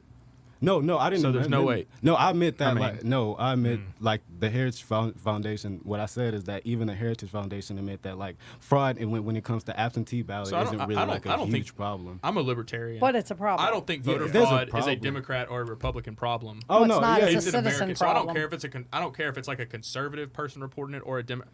no. The key I is- just say that because conservatives Yeah. are more like gung ho. I'm with about you. It. Yeah, but yeah. but my concern is there fraud in the election, and are we doing everything within our power to ensure that the freedom of the individual remains sacrosanct, and that vote is one of the sacrosanct freedoms that they're given in our society, where we say you, as the individual, have the right to choose those who represent you. And if there's any space for fraud, 1,000's too many, right? Now, I hate using that line because in most times I really just don't care. People are like, well, if it's even one, I don't care. Unless that's children- your election, you lost Right. by one vote. Then you care a lot. Then you that's care a true. lot. That's true, right? So field margins, I guess. and you have some slim margins that sometimes swing entire state elections, right? You have one district in Florida that continually is the one district while we have to wait 3 days to figure out who won Florida.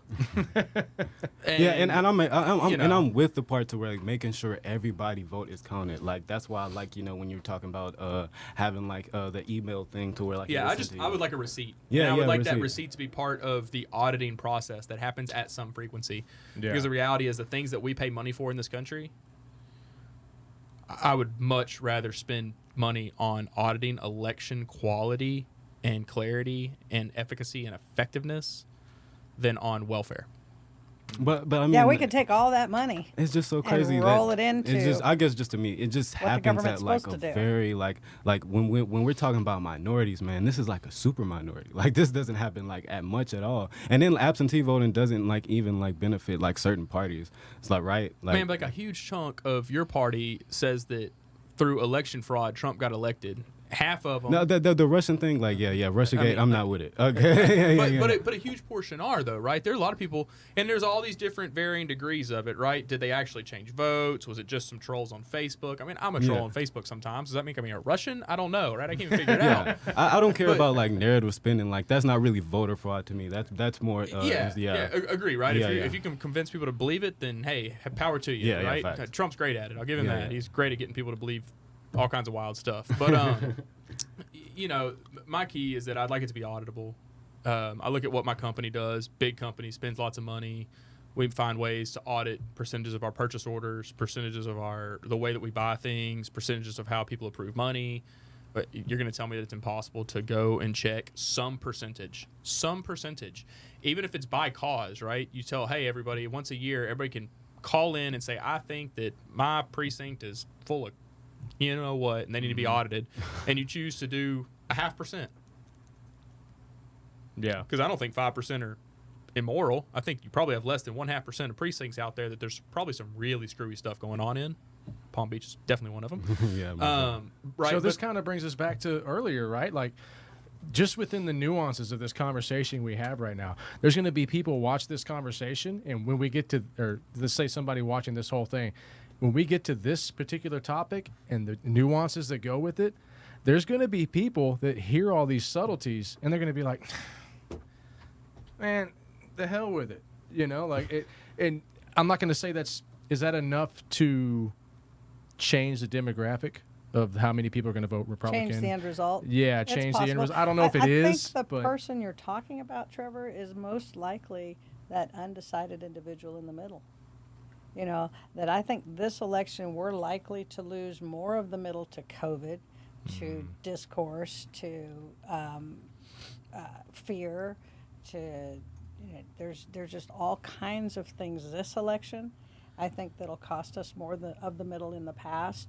The devout right and the devout left are going to come to the polls. It don't matter. yeah, they're I going think to It just I think- doesn't matter. Yeah, I actually disagree. We're talking about voter turnout earlier. I didn't really chime in on. I think this will be the lowest voter turnout in a presidential election that we've seen in Think a it'll be long the time. lowest? I think it'll be the lowest. I think You it's think going to so? be. We've already had low in the primary. We had low in the runoff. Yeah. I mean, I think it'll we be- had I a think really it'll be low. contentious Democrat runoff election here. Well, I think you have a lot of people that aren't that excited. You have two candidates that in reality are pretty dang similar. Not like when you're talking about specific candidates, like definitely Joe Biden. Like Joe Biden, like supporters are not enthusiastic to vote about him at all. Well, But I mean- like when you ask them different questions, like how much you want to get Trump out, though, those numbers spike to like 90%. Yeah, but if you're the guy on the outside looking in, there's not a whole ton of difference between Joe Biden and Donald Trump. I guess that's true. From a For the policy- guys in the middle.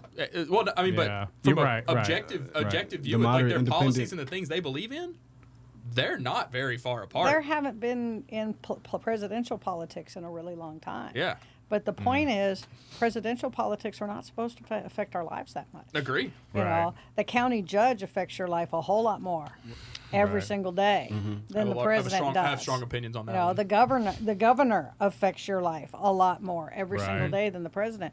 You know, people don't recognize that the closer you get to home, the more important those elections are. Should and be. that's where the Definitely. you know, Absolutely. everybody's all focused because of the mainstream media on the presidential race, but that's the least impactful on your life on a day-to-day basis. Right. You know, And everybody, and why do we have to be concerned about what the president thinks about Susie in Oklahoma that has cancer that didn't get good care at the hospital? he's Like, just supposed to be a why- law enforcement official. Right. That's all he is supposed to do. The president is supposed to be the enforcement arm of the laws that the Congress and the Senate pass. Hmm. But now he's supposed to be this almighty that waves his Celebrity. magic wand and makes all these problems disappear. It doesn't work like that. And yeah, and like so, like when people asking him to send troops to like Portland and stuff, and like send troops to like Detroit and stuff, That's like, not his authority. not his Well, it's job. Not his authority. I was being so sardonic there, but yeah, like it's not his authority at all. So like like I do agree with the regional politics, definitely in certain things, in certain areas and aspects of. And I think we can all touch on that too, because the more local you get, that's how you actually affect change. And Immediately. yeah, and that's why I go back to what I said earlier. Kind of one of the purposes in starting this whole thing was just trying to get your local community involved in what takes place. I selfishly started this in the beginning as a way to find out about local politics because I wasn't that educated on it, right? So, and it kind of snowballed into what we have here. But man, we look to, I hate to say it, but pop culture. Donald Trump is a pop culture President. president, Yeah. without a doubt. And Absolutely. I want to get you in a second. We're going to get to race relations, and we're going to cap it off with that because I know that's a really big issue. But just real quick, what do y'all think about what I view as the progression of media attention towards the president? So let's just go back to Reagan. Okay, TV is getting more popular. You know, it's more shows are coming on. You have a little more coverage of the president. What's the president say about this? What's the president doing?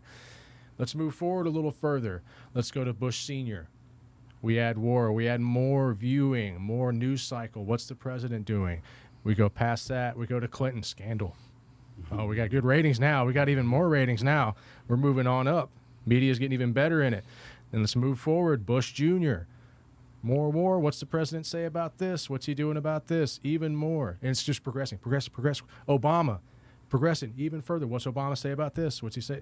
Now we're at Trump. And it's just like, I kind of see this as far as the media goes, the attention, just everything having to do with that that popular That one figure. individual. Right, that In one a country individual. of 325 million people, Right. we focus like a laser on one. And just pop culture in general. Like we look to musicians and we look to Hollywood actors for guidance. Because on we things. have no mentors in our Yes. lives. We have nobody to look up to any longer. Because the adults in the world, the boomers, have left the building. Hmm. And they left Gen X to raise themselves. They left the millennial, and I refuse to call him Gen Z. I'm sorry, I'm not giving them the last letter of the alphabet. I call them the DigiGen because they are raised entirely in a world of Homelanders. digital. Yeah, they're the DigiGen, and the DigiGen are now the third generation that are going to be raising themselves.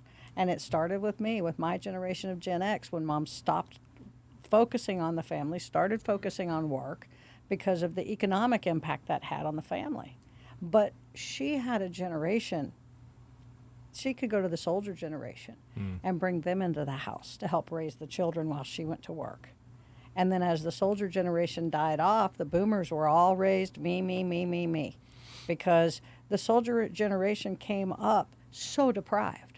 Their development was through the Great Depression. The soldier generation came up after that through World War II. They went through a great period of deprivation throughout their entire formative years. From the time they were born to the time they started their families, they were in deprivation, ration coupons. I mean, real deprivation. So when their children, the boomers, were born, they were determined those children would want for nothing. You get an ice cream every day, baby. You know, that was the symbol of the. And so we raised the largest generation in the history of mankind of spoiled, rotten, self-centered brats. That's basically what boomers are if we're doing generalizations, which is kind of where we're at today. You know, they focus so much on themselves that they did not give to the next generation the way that generation gave to them. And then that generation doesn't learn that break in the chain. Now, they don't learn that they have an obligation to the next generation. And then that next generation is coming up now, just becoming adults. The Digi generation are just entering adulthood. When have they ever had selfless giving modeled to them? You know, Their parents can't afford it because they're so heavily taxed. Exactly. Absolutely. Thank you for making my point. They just So- don't you get know? paid enough. So. Yeah, I mean, you know, and it kind of sounds, again, we all kind of get back to that. You got to have positive leadership. You have to have it in your household. You have to have it in your communities. But if you can't Powerful afford it institutions, because the government is taking so much from you, you're not going to fix the problem. If we don't get government back in its lane, fixing roads, bridges, protecting our borders, negotiating with other countries, and staying out of the everything else that it's involved in, we're not going to resolve these societal issues because government is so endemic in society where it does not belong. I mean, the idea that it's a government's job to weigh in on a virus Thank you. in itself, to me, is absolutely insane. You think The that should government, just be the government's job is solely to protect me from foreign invaders, some semblance of infrastructure, and to ensure my that civil rights.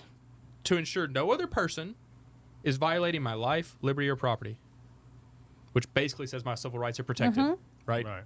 My God-given rights. My My God- Creator-given rights. Agree, right? So that's, in my opinion, that's the role of government, right? I don't want the government and some elected official and some bureaucrat telling me how to handle a disease. I want to go to a non-politicized doctor, and it'd be really interesting for him to go, hey, there have been 5 studies done. I've read all 5. Here's the one showing the efficacy of masks. This one showed not effective. This one showed effective. You can read both of them and decide which one that you find that they chose the best scientific approach to. Oh my God, how crazy would that be? Not mask shaming, right? We can trust you to make your own decisions. Not shutting down my business because what was the phrasing you used earlier? I'm glad that I was the chosen business that I was. That I was the won. I term? won the essential products lottery. You won the essential products lottery. That's horrible. I didn't but win because I love- sell better food. Yeah. I won because the government chose me as a winner. Agree, and that's right? horrid. So the idea that the government is now they've picked winners and losers in business for a long Everything. time, right? But what they have done now, where they're bankrupting bar owners, but promoting restaurant owners, and only some restaurant owners, right? Because if you didn't have a big takeout business before, you're probably struggling because a lot of restaurants need 80% occupancy to break even. They kind of know those numbers, whatever, right? And they're only allowed to be at 25%. I guarantee you they So didn't they're build just their bleeding business slowly. model on 25%. Yeah, absolutely not. They absolutely did not. You know, you look at Dillon's in Port Arthur. great food, fabulous restaurant, but they have a 51% alcohol license. Yeah. Doesn't even say they sell 51% alcohol. That just happens to be the license that they chose. They're a loser. Yep. You know, you look at the Schooner, who got a license that doesn't go up to 51% alcohol. They're a winner. Just because of the license bar they is full. chose. Yeah. Oh, yeah. Yeah, full bar. Get yeah. as much as you want. Belly up. Belly So up. the idea that that we've let the government get so far out of its lanes, and that we now allow them to pick winners and losers in business, we allow them to infringe on our life to the level that they do, to me is just absolutely crazy, right? If the only I want to be an individual, I want to, for the most part, be left alone. I want to be able to raise my family. I want to be able to go to work, and for the most part, not be bothered, right? Do things I enjoy. And if someone is not infringing upon my life, liberty, or property, some other country isn't invading our shores, Yeah, you're like, Stay out of my where's business. the government at? So, I shouldn't have to deal with the government. Well, and I allow me to say something rather inflammatory, but I mean, we went to war with ourselves because one demographic was enslaved in this country, and 600,000 Americans died. Why do we accept the slavery that we currently accept? If words mean things, can we go to that? Words actually mean things. The word slave means you're not entitled to the fruits of your labor. What is an income tax if not the confiscation of the fruits of your labor? So the entire populace is enslaved, and we don't care. One demographic is enslaved, and we nearly ripped ourselves into pieces. How did we get, in that short 150 years, so complacent with that kind of an imposition on our freedom and our property? Because if your money isn't your property, I don't know what it is. You know, nothing you own can be represented by anything else but money. So not only is the government not protecting our property, they're actually confiscating it. How did we get there in such a short 150 years, if not through the government owning education? what do you think about that, Jaylon? I mean, that was a lot. First of all. Right. Yeah. Sorry. Just the end there. I do we'll that. Go with the I do towards the that. end. Yeah. I forgot. What was the question again? Well, I guess just to kind of touch on what she was saying there towards the end, and that's more, kind of getting back to government's role in your own daily lives. As far as like the mask thing is concerned, and like making like. We'll go back to that. That was Let's- an example, right? But Oh, just yeah. in general, right? What role should government have in our lives? Yeah, so in terms of, let's put it this way, in terms of enforcing masks or how you're dealing with the pandemic, is that a federal level or a state level thing? I guess would be I better agree way. that it's a state level thing, just because like at the end of the day, when you understand like certain pockets of the country, more dense populated areas of the country are more affected by this. Like, yeah, I totally agree with that. But I guess when it comes to government, or when it comes to like what philosophy to view things as, I guess I just always view things as like whatever is going to maximize the most happiness for the collective or everyone. And so, Utilitarian. yeah, I guess I was found out. I'm sorry. But so I feel like any policy that when it comes, that's why I feel like when stores. Before even Brannick like implemented it, I feel like it was cool that stores could implement it if they wanted it to. It wasn't like a whole thing to where like the whole country was on lockdown at the same time. It was kind of like each like state kind of like seeing like, okay, by the cases rising and everything else, that's when we're gonna kind of like kind of like gauge it and regulate it and see when we should like tell everybody to wear a mask or not. I really like that. I didn't have a problem with that because it was like really just making sure, okay, whatever we have to do to make sure everyone is gonna be okay, that's fine. Like even if some of my freedom of like in this case wearing a mask is restricted, or having to, or my business having to make a store policy that says that like, hey, you have to have a mask come in here. As long as it's beneficial for the collective, I don't mind. Okay. So let's move on. Let's round this thing up. And I think the biggest, there's so many big issues going on right now. Jesus. But we're going to talk about race relations. We're going to talk about how we think they can be improved. And I wanted to leave this one for last because I know that this can go just in so many different freaking directions, right? Like we can get into the drug war. We can get into going back to so many nuances to that. But let's open it up in terms of let's just step back with that eagle eye view and say, obviously there are racial tensions within the country, right? And I'm going to start this question off, and I know it can go a multitude of different ways, but I'm going to pose it like this. With the obvious racial tensions in the country, I'm going to bring it back to my little qualm here. How much of this is exacerbated from the mainstream media? And as far as made worse, would we still be sitting here have the same conversation had it not been, or if forget about George Floyd, forget about I say the most recent incident, right? As far as popularity goes, right? I hate to use the word popularity in that, but you know what I mean. Would this be as big of an issue if it weren't for the media? And I'll kick it to you first. Yeah. I mean, like, people gotta understand, tribalism has existed forever. Like the idea, the concept to where, like, you know, this or that, or a team mentality that people have, this has existed forever. Now, what, like, social media specifically, I like to, you know, go to social media. What it has allowed is for people to make their enclaves, and like I don't feel like it's like, I don't feel like it's just like a this or that thing. I just feel like it's just so many different types of groups that, you know, have their own, like, I hate saying this word, but agendas that they have to fulfill out, and they have to, you know, get their messages across. And so, like, I feel like even without the media, that would still be kind of present. It would still be there. But I just feel like with social media, it really has, like, hyper sensationalized. Just kind of kicked it into overdrive, Drew. Yeah, I mean, I agree, right?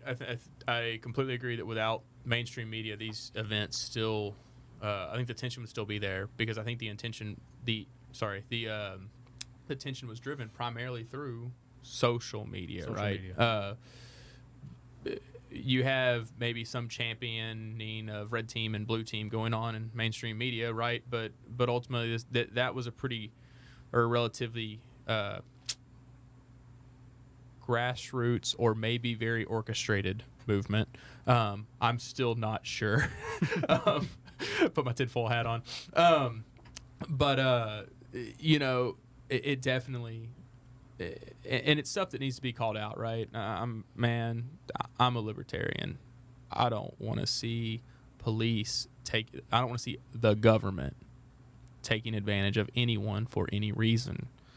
And when I look at the disproportionate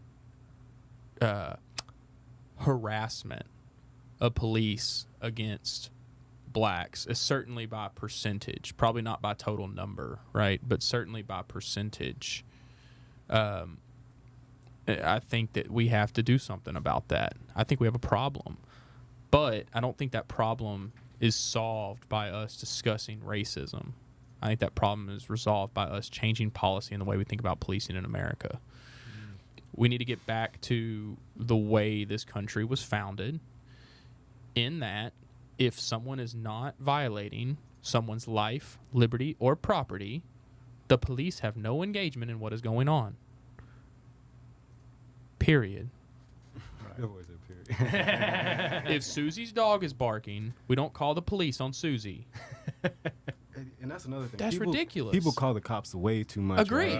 Right? They're expected to do so many. Well, yeah. So the things. first question should be, if the police are going to engage with someone, is who is the victim, whose life, liberty, or property was violated, and was that person able to articulate the way that their life, liberty, or property was violated? And if none of those happen, there should not be a police engagement with a citizen. And I'll go crazy and I'll say that should apply to speeding and everything else, right? Now, Make it real ugly and say it should apply to drunk driving. I agree. Because I tell you I what, wasn't going to go there, but I agree 100%. If you haven't injured another citizen, the root of the problem. I mean, I'm a root person. You can't resolve the issue if you don't know where it came from. You go back to the Mayberry days. Oh, Andy wasn't filling up the city coffers with all the fines that he wrote, and we have taken our police from a position of protect and serve and moved them all the way over here to tax and fine. And they're actually a line item on the budget of every city municipal budget, county if it's the sheriff, state if it's the troopers. They're a municipal income line on every single budget in this country, and they have no business being there. Completely agree. You know, I think if we replaced every single fine in this country today with public service hours, the problem would immediately solve itself because the citizenry would not stand for that. But I'm totally with Drew on this. You have weaponized the police against the citizen. And furthermore, we've weaponized the police, and the way that we've executed the policy is heavily disproportionate to people with lower incomes that cannot defend themselves. Exactly. Oh, and not only that, but if I need to get to Austin, I drive 95 miles an hour. Don't we all? Yeah. You know why? Because you can. Because I can afford the $200 tax. Exactly. The go fast tax. Can you afford the $200 tax at 20? I couldn't afford it at 23, so that's why I'm pointing to it. Yeah, Right? no, But I cannot afford the $200 At 23, I could not afford the $200 tax. Now I can afford the $200 tax, and the extra hour that I'll make up driving across our enormous state is worth it. And I'd rather have an extra hour there. Another thing, like Judy, you were kind of talking about this, or Miss Judy, I'm sorry. No, go ahead. But you were talking about this in kind of like you weren't like really pinpointing it, but like this was kind of like a point that I was bringing up to another of my libertarian buds, who just adores Noam Chomsky. But is that, our police officers are overworked too. Like when you look at just the responsibility that they have, kind of like, is now they're just responsible for homeless people. They're responsible for Everything. They're doing everything yeah. they're not supposed to do. Yeah, most exactly. definitely. Get them back in their lane. Agree. And I also seen like a study that was done in Kings County, Memphis, that showed that like officers who were like overworked and like forced to do like overtime and stuff actually seen more cases where they were negative compliances or negative instances where they were where complaints were made on them because they were using either excess Are you force. likely to be more aggressive when you're tired, cranky, and extremely stressed? Yeah. We call it hangry in my business. You have to accept that the person on the other end of the phone is not at his best when he calls. And if you've got this entire force of people that are being directed by their municipal leaders who we vote into office to increase the community coffers, the city coffers, by extracting as much wealth from the weak. It's not, weak lives should matter in this country. Yes, agree. Weak Absolutely. lives, because you go down to the municipal court and that's what you see there. You don't see me. Yeah. But they're not going to pull me over because they know I got an attorney on retainer. They're not going to mess with me. They're not even likely to mess with you. I'm going to pay an attorney just because I'd rather pay an attorney than pay the tax. Exactly. And you done made me mad because you're so I up. will pay an extra $50 for you to get a little bit less. Exactly. and I'm going. And if you're going to get that money from me, you're going to work for it. I'm going to make you show up in court and witness against me. But where is the victim? There should not be a single law on the books that penalizes a victimless crime. That's the biggest oxymoron I can come up with, is a victimless crime. The biggest problem that I see with policing in America today, and the race relations, especially of police with their victims and everything, their victims, right, the citizens, is in the fact that people go, oh, well, we have this race problem. Maybe so. I honestly don't think that it's really a race problem. I think it's a bunch of racist cops running around. There's probably some level of unconscious bias going on, but the whole key to something being unconscious bias is it's unconscious. You're not thinking about it. You don't realize it, right? So that means we can't solve it through telling these people, even if they are or aren't don't racist, be that way. Don't be the way. Don't be the way you No, don't it's realize you're being, right? Because there is some level of unconscious bias all of us have just from an evolutionary standpoint, right? Yeah, most definitely. So we have to change the policy, and the policy needs to be, if you can't identify one of these things, right, you can identify a victim, and you can't identify how that victim's life, liberty, or property were violated, you don't engage with that person. I don't care if they're white, blue, black, purple, pink, whatever. I don't care if they're old, young, female, male. I don't care if they're not wearing a shirt or if they're running down the streets in boxers. Can you point me to a victim? And if you can't, don't engage with that person. It's that simple. I don't care if it's 12 at night. I don't care if it's 2 in the morning. I don't care if it's broad daylight. And then what you do is you change the behaviors by changing the policy. And it's very clear if the stop was legitimate or if it wasn't. Not, hey, you look suspicious. Yeah, most definitely. Well, and where do we get over this folly of legislating behavior? Didn't we learn with Prohibition that you cannot legislate behavior? Yeah. I get that you think heroin's a bad thing. I'm going to take my kid under the bridge and point up to the guy geek and go, and look, baby, that's why you don't do heroin. That's why you don't do that. And that's his job. That's the dude's job, is to sit there and be an example of why bad behavior is not a desirable thing. And that's what I did with my kid. And she's got a predilection for addiction in her bloodstream. She's got a lot of Indian blood in her. And I just told her straight up, our family has a high propensity for addiction because we have a lot of Indian blood in us. So let's talk about these things that might get you to want to try these addictive behaviors and stay away from them, because you're just more likely than the average bear to get addicted to alcohol, to get addicted to drugs. Let me point to this uncle or that aunt that has this problem, and you see how bad it's been for their lives, and stay away from that. I was able to point to those people that had problems with drugs and alcohol in our family, and they're like, yeah, I don't like that person. I don't want to end up being like that.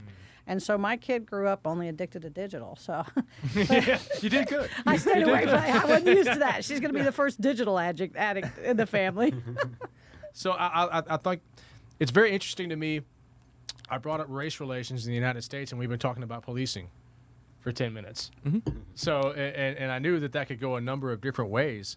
That's but kind of the face of it right now. it is, isn't it? But I feel like it's way more complex than that too. Like Sure. it's kind of going back to what you were saying. Like when we go to war, I don't want to like say go to war. I don't want people to think I'm super Antifa or something. But when we attack things, we don't attack individuals. We attack systems. So that's why I never consider myself a cab. Because it's just like it's not individual cops. It's the institutional system and how it's set up to like how cops are already set up to have like first of all, what the hell is with these quotas, right? When it comes to traffic tickets, and more likely people with lower income are affected, and these lower income people are usually disproportionately African Americans. So that's why I don't care what color they are. It just needs to stop. Yeah, yeah, most definitely. But and that's why I'm saying that's why the picture of Black Lives Matter comes into play, to where like it's the system, not individual cops. So that's my biggest issue with Black Lives Matter, right? You can say that all you want, and you can say that people need to stop being racist, but it doesn't change anything. We can apply it across the board to citizens of this country, Americans, and we can stop the tribalism that you said you agree is a problem. And then we can get out of this stupid tribalistic behavior we found ourselves in. Red, blue, black, white, whatever, name it. Like everybody's got 37 tribes they're a member of right now. Get out of that.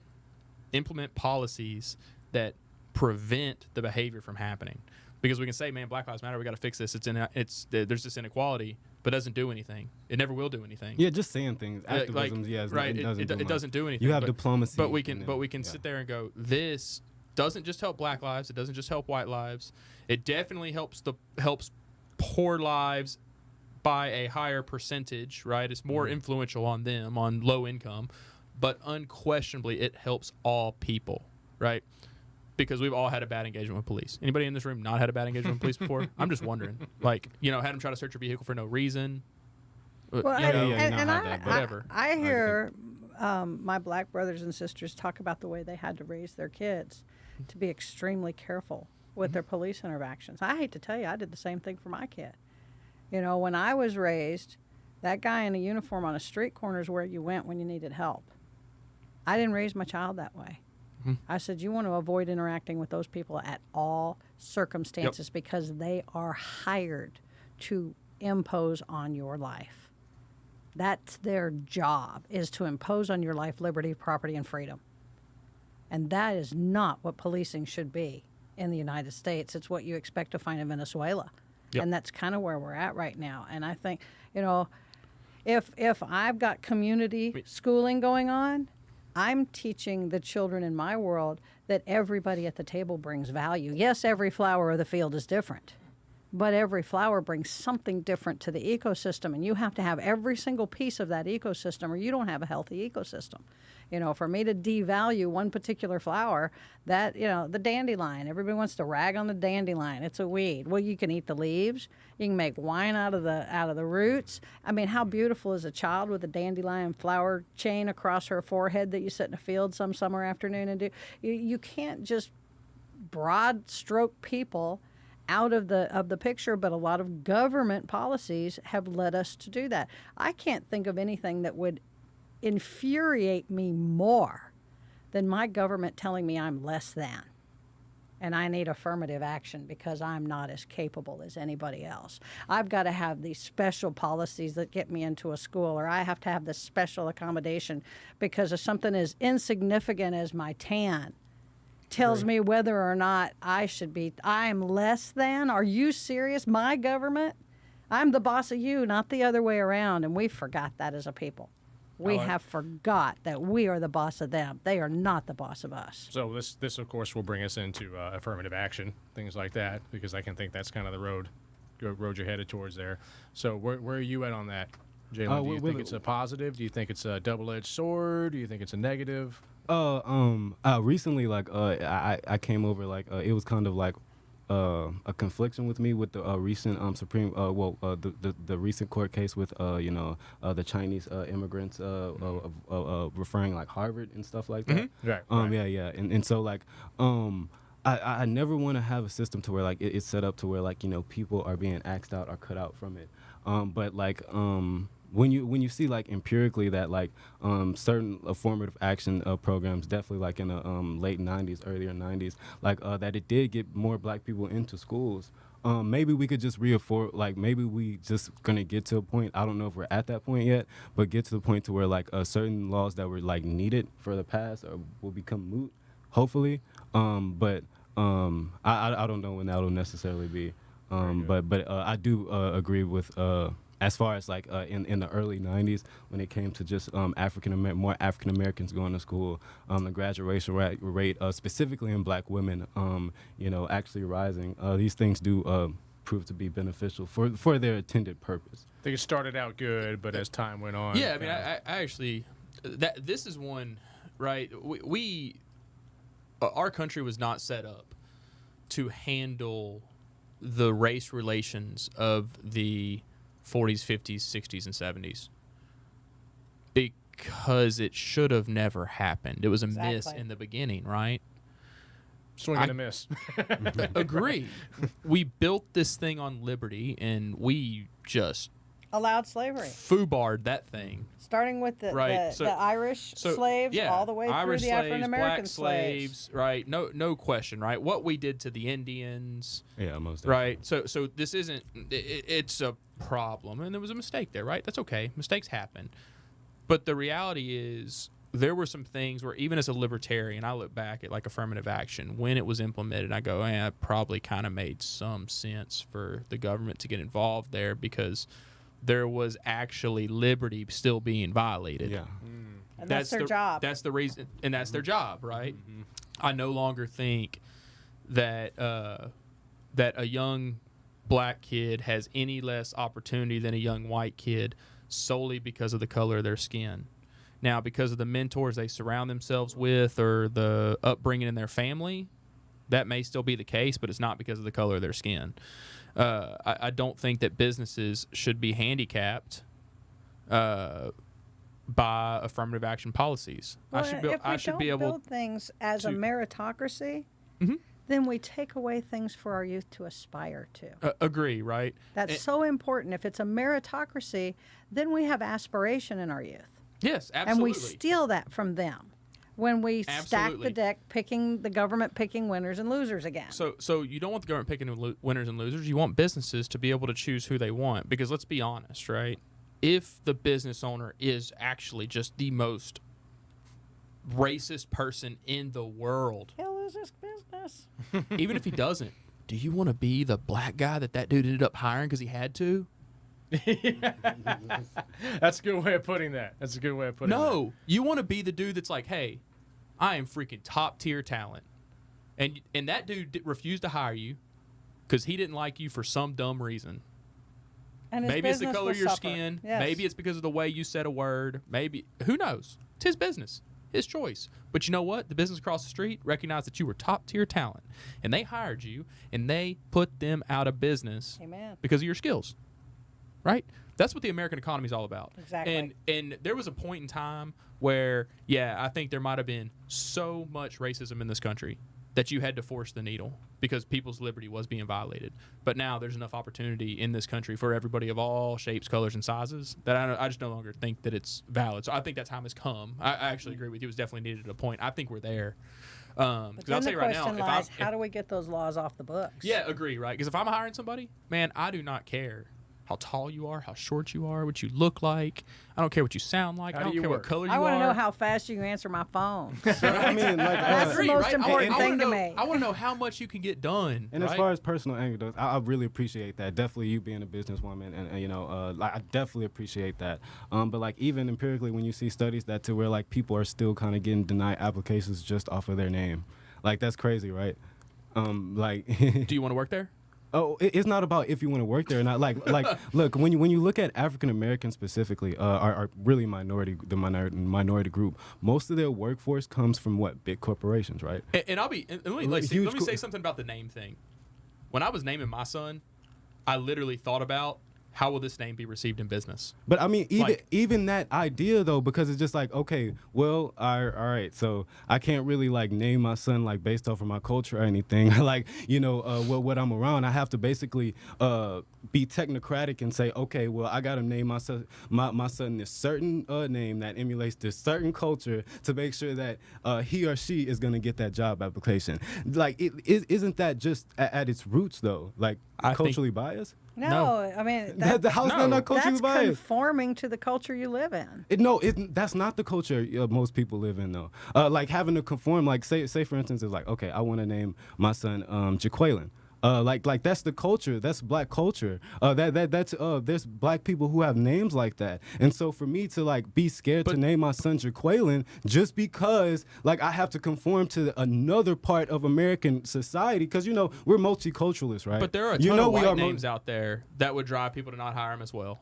No, but it's My more. daughter's name's even Aaliyah. even I made it up because I've been called Judy my whole life, and so there's and always been personal 3 or anecdotes 4 are or 5 great, Judys but everywhere as far I've ever as been. empirical evidence is concerned, it seems like disproportionately black African American males are still have to fit into this mold, So into what's this the box. solution? The solution is make a new box. Yeah, but Build how- a business that goes out and actively okay. seeks the So build a Jaquaylins of the business world. when I'm a low income I did resident. it. I started at minimum wage, and now I own a joint. Personal anecdotes are great, but it has That's nothing not to do personal with anecdotes. That's the American way. No, that's a I am personal living, anecdote. No, I am That living is- the that is- American way. I It's started at not. minimum Well, wage. definitely when you understand and I stayed in my minimum wage business, and I built it to what it is today. And that's great. And I'm really like proud of you. Like I'm not being like What keeps you facetious. from doing it though? What keeps you from being a YouTube star? What keeps you from creating the next it's not- My Pillow and hiring everybody with a name like Jaquaylin?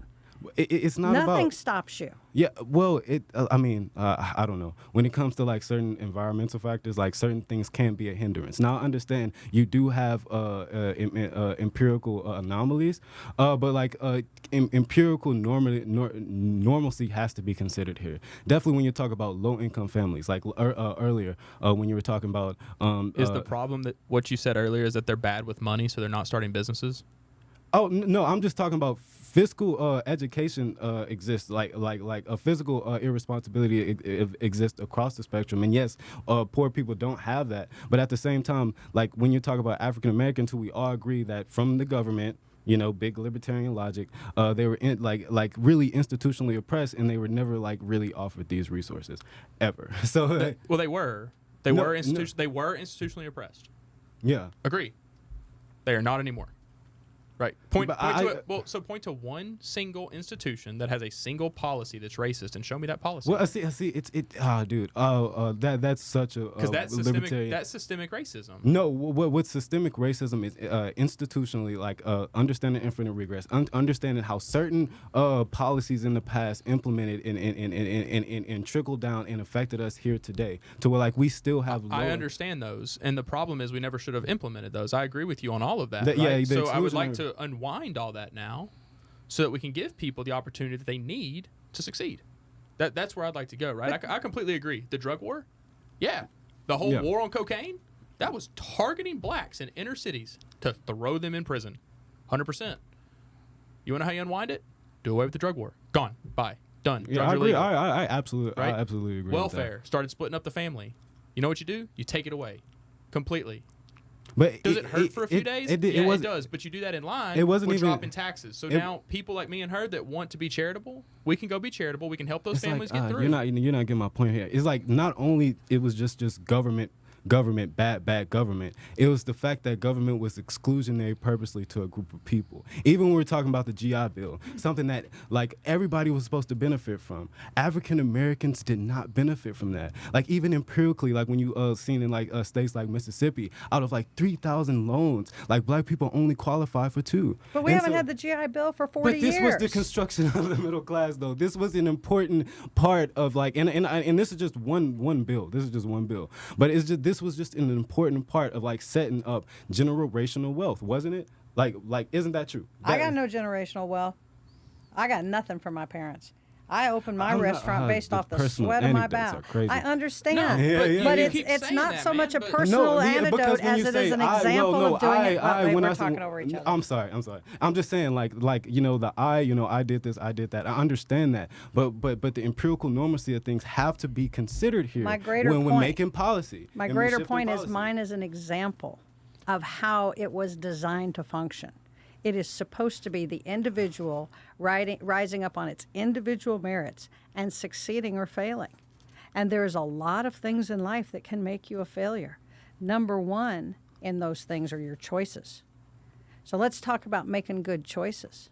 Let's talk about demanding more out of your education system. Let's talk about demanding more out of your government. You want to try and broad brush these problems when they all come back to the individual and individual responsibility. And I there's- knew and there's- I was getting nothing from my folks. So I created wealth in a highly competitive business because I worked my tail off. You ever know anybody work harder than me, Trevor? But the thing is, And- I know and a that lot of was it. hardworking poor people. I know like a lot of hardworking But poor what people. choices are they making? Are they making the choices to take the risk to step out and start a But if, business? say for instance, if you're a broken family and you don't have really the economic viability or our ability to take those Then risks. make the absolute choice that your children will not come from a broken home. Now you're making Absolutely. generational So you have steps to do in the right three things. direction. There's 3 things you have to do to not be poor. American Southern Poverty Law Center, right? Yep. Not a Please left- say the right? statistics. Yeah. Please say please is. no please finish them. This So- is not Because anecdotal. the This Southern is not Poverty anecdotal. Law Center and the Brooklyn Institute actually came out and said that those things are actually way easier to do if you're white. So I love that you state those statistics. So why are they? So don't have children out of wedlock. Yeah, don't have children out of wedlock. Maintain a job and become married. Graduate high school. Graduate high school. Okay, yeah. These 3 things that the Brooklyn Institute and the Southern Poverty Law Center, when they made these statistics 2 years later, even said that yes, this is true, but empirically these are easy for white So, people. But they hold still up, come hold down up, to hold up. choices. Let me ask. Yeah. So No, let me ask a question. Right. Let's look at the 3 things. Let's look at the 3 things and just talk about the idea. Yes, yeah, okay. Just talk No. about the idea, right? Okay. So, not having children out of wedlock. That's easier for white people. Yeah. What you talking about? Not having children, not waiting until I'm married to have children, not having children before that, and then staying together. That's easier for white people today. empirically, yes. Why?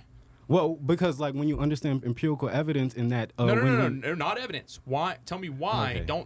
Don't give me statistics. Tell me why it's easier for white people. Because how can I not give you statistics when Because it's not about statistics. because It it's is- a choice. It's a choice. Don't have the thing babies is your if you're choice- not married. That's a choice. That's the No, no, deontologist in you guys. How you is think it- that? how is it not a choice? No, because hold up, Jaylon. Look, so I get. I'm not saying that more people that are black make a different choice. That's not what I'm saying. I'm asking why. Tell me why it's easier for white people to wait till they're married to have kids. Because again, I was being really interrupted here. But the thing is that the idea of choice is an illusion when certain things are already predetermined. Because of So certain. it's predetermined that But if you're because black, certain- you have to have sex outside of wedlock. You're unprotected. making these normative claims like black ought and saying black ought to be. No, I'm just making a descriptive truth. I didn't say that No, first no. I'm just saying how it came off because you just said black people can't do this. No, that's not what I'm saying. I'm saying because of things that the environmental factors that have happened to lead up to moments here, it has made choices for certain individuals harder to make. Is that something like So I don't- descriptively we I- can't I- like agree on? I don't understand how the choice to not have to wait till you're married to have kids is easier for white people than black people. I will never understand that. Well, I'm Like, talking about all those 3 all those 3 things in conjunction in common because that was the statistics. Well, if you just wanted to break it down. So Explain the choice. That's what we don't get. yeah, that's the key, right? Those are basic choices, right? The other one is graduate high school. So maybe a long time ago you can make an argument that it was more difficult for blacks to graduate high school, right? I'll give you a lot. Like we were screwed up in the 60s, 70s. That was a problem. I think we're mostly through that now. I think we're through that. But my question is, in today's world, where you have the government literally providing you funding for food and everything else and shelter and all that, why is it easier for a white person to graduate high school than a black person in America today? Because again, since past environmental factors and leading up to understanding historical context, leading up to the moment, certain things like affected the black culture heavy, including, like you said, God said, governmental influence that pointed out exclusionary practices when it came to actually giving people resources to succeed. So like when we understand this has broken a certain the black community doesn't have strong institutions to be able to deal with all those past exclusionary practices that were done on them, and basically led to this and point. Because of that, they don't want to make the choice to graduate high school? No, it's not that they don't want to make a choice to graduate high school. Is that since they're around the environment that they're around, and the reason that it's broken because of past government policies, it has shaped and molded more people who are likely a certain school to prison pipeline for black African Americans, to where more people, even the statistic says black African Americans and Latinos who face ISS, are in school suspension, are more likely to go to prison right after high school. So it's just certain things and certain environmental factors that played into people not being able. Well, and I can absolutely give you that, because the government policies we talked about earlier drove the father out of the home. You know, 75% of black children, I believe it is, are raised in a fatherless home now, when it used to be like 10% back in the white. 50s. Yeah, less than white. Less than white. So now that father's been driven from the home, there's no guiding adult to keep that child in high school. There's no guiding adult to keep that child from making. I agree. But you can go to broad generalities about it's broken, and you can never fix it because it's a broad generality. Can I ask? But if you get back down to specifics, is there a point where we talked about in the past, right? Hey, there are all these things that set up. Is there a point where it ever becomes about personal responsibility? No, yeah, look, personal responsibility can play a big part. I mean, for me, I had a pretty good life so far. But again, I was more in as far as just empirically, statistically, I was more better off than other people. So I really wouldn't use my personal experience to dictate how the majority of people are going to act, and a majority of economic agents are going to act in a certain situation. I have to use empirical normacy to determine that. But then I get back to the question of, if we introduced freedom and got government back to where it belongs, instead of micromanaging the communities to the point that they're dysfunctional, which is what I'm hearing you say, is that these communities are dysfunctional, and we believe it's because there's been way too much government involvement over the last 30, 40 years in areas that does not belong to the government's purview. Yeah, if we can get that government in such an overreaching fashion out of people's lives, can we start healing and getting back to the normative social constructs that produce a child that wants to wait till they're married to have children, that produces a child that wants to stay in school, that produces a child that has the belief in them, that there's not all these broad factors working against them, and so they don't even ever stand a chance, so why should they ever try? The hope is gone. But that's what we're hearing. No, I'm saying that it's just empirically harder for some. You have LeBron James. So I'm but not saying. But sometimes harder's better. How many people have achieved greatness because they came from much deprivation?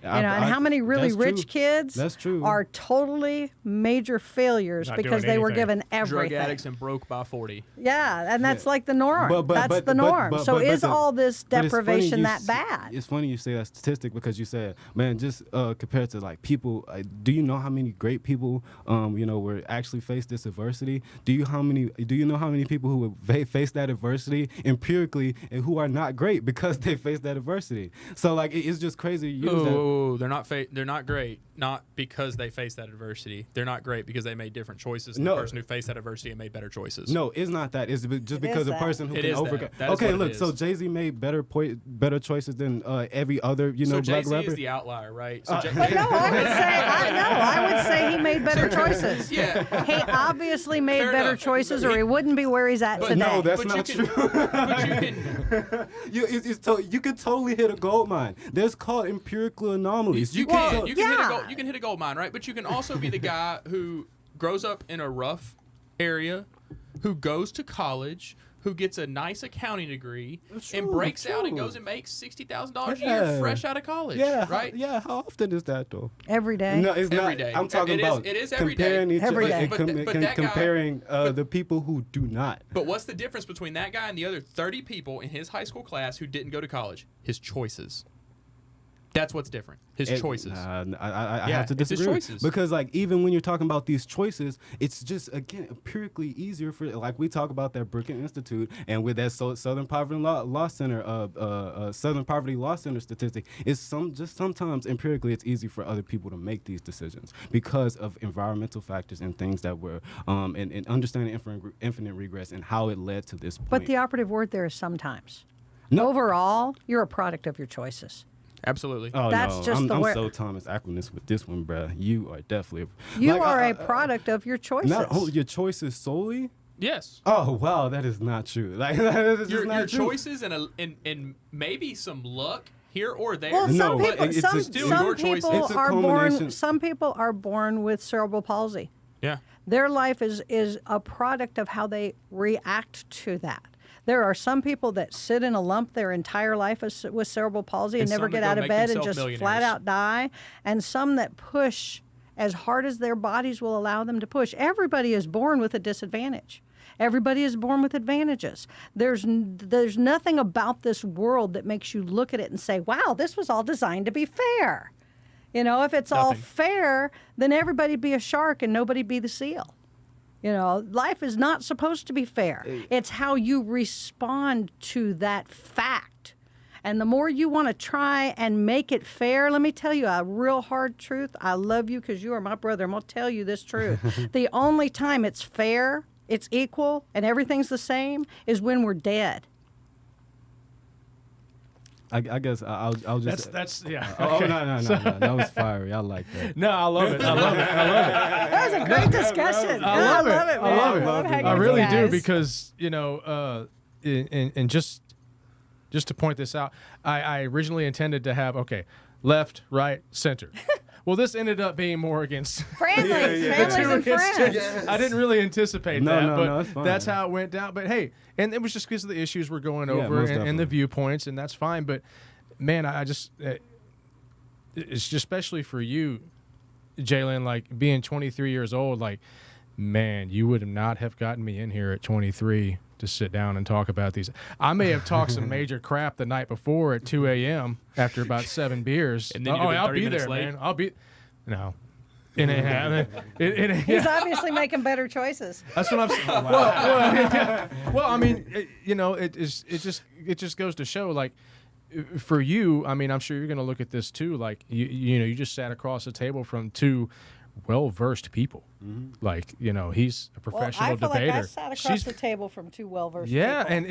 and I think just the fact that you're able to do that at such a young age, man, Good that mastery of the speaks issues. volumes. That speaks volumes, man. I have a lot of respect for You that. say you were 32? Mm-hmm. Lies, man. You I look think I so am. young and vivacious. Wait, how old do you think I am? And I kind of feel like I'm the old woman in the group, so I Like bring. what, 33? Yeah, yeah, right. I was selling pizzas before you were born, before you knew what a pizza But no, was. seriously, I think this is very important. Yes. Man, I can't- I definitely We have want to great continue diversity at this Yeah, table. man, I cannot thank y'all enough for coming out here and doing this, and hopefully we're gonna get a lot more of these going, and hopefully we'll get some good response out of it, and it's dare I say I would like to make this a more normal thing again, to take place at the dinner table, to take place maybe not while you're eating, maybe at the cigar on the deck afterwards, whatever the case may be. It needs to become more of the norm because we have all this division, and our only way to combat that division is to actually sit down and talk. We can't let Fox or CNN do it for us. We can't let elected officials who everybody unanimously across the board agrees are corrupt or at best corruptible, you know? And so we have to take that conversation back. So, man, thank y'all so much for coming out here and doing this. Thank you to Zach for posting up back there. He's kind of the man behind the curtain. I say the man behind the curtain, but again, thank y'all so much. Hopefully we'll get a lot more of these going. My name is Trevor Batson, and thank you for tuning into Civil Discourse. Thanks for having us.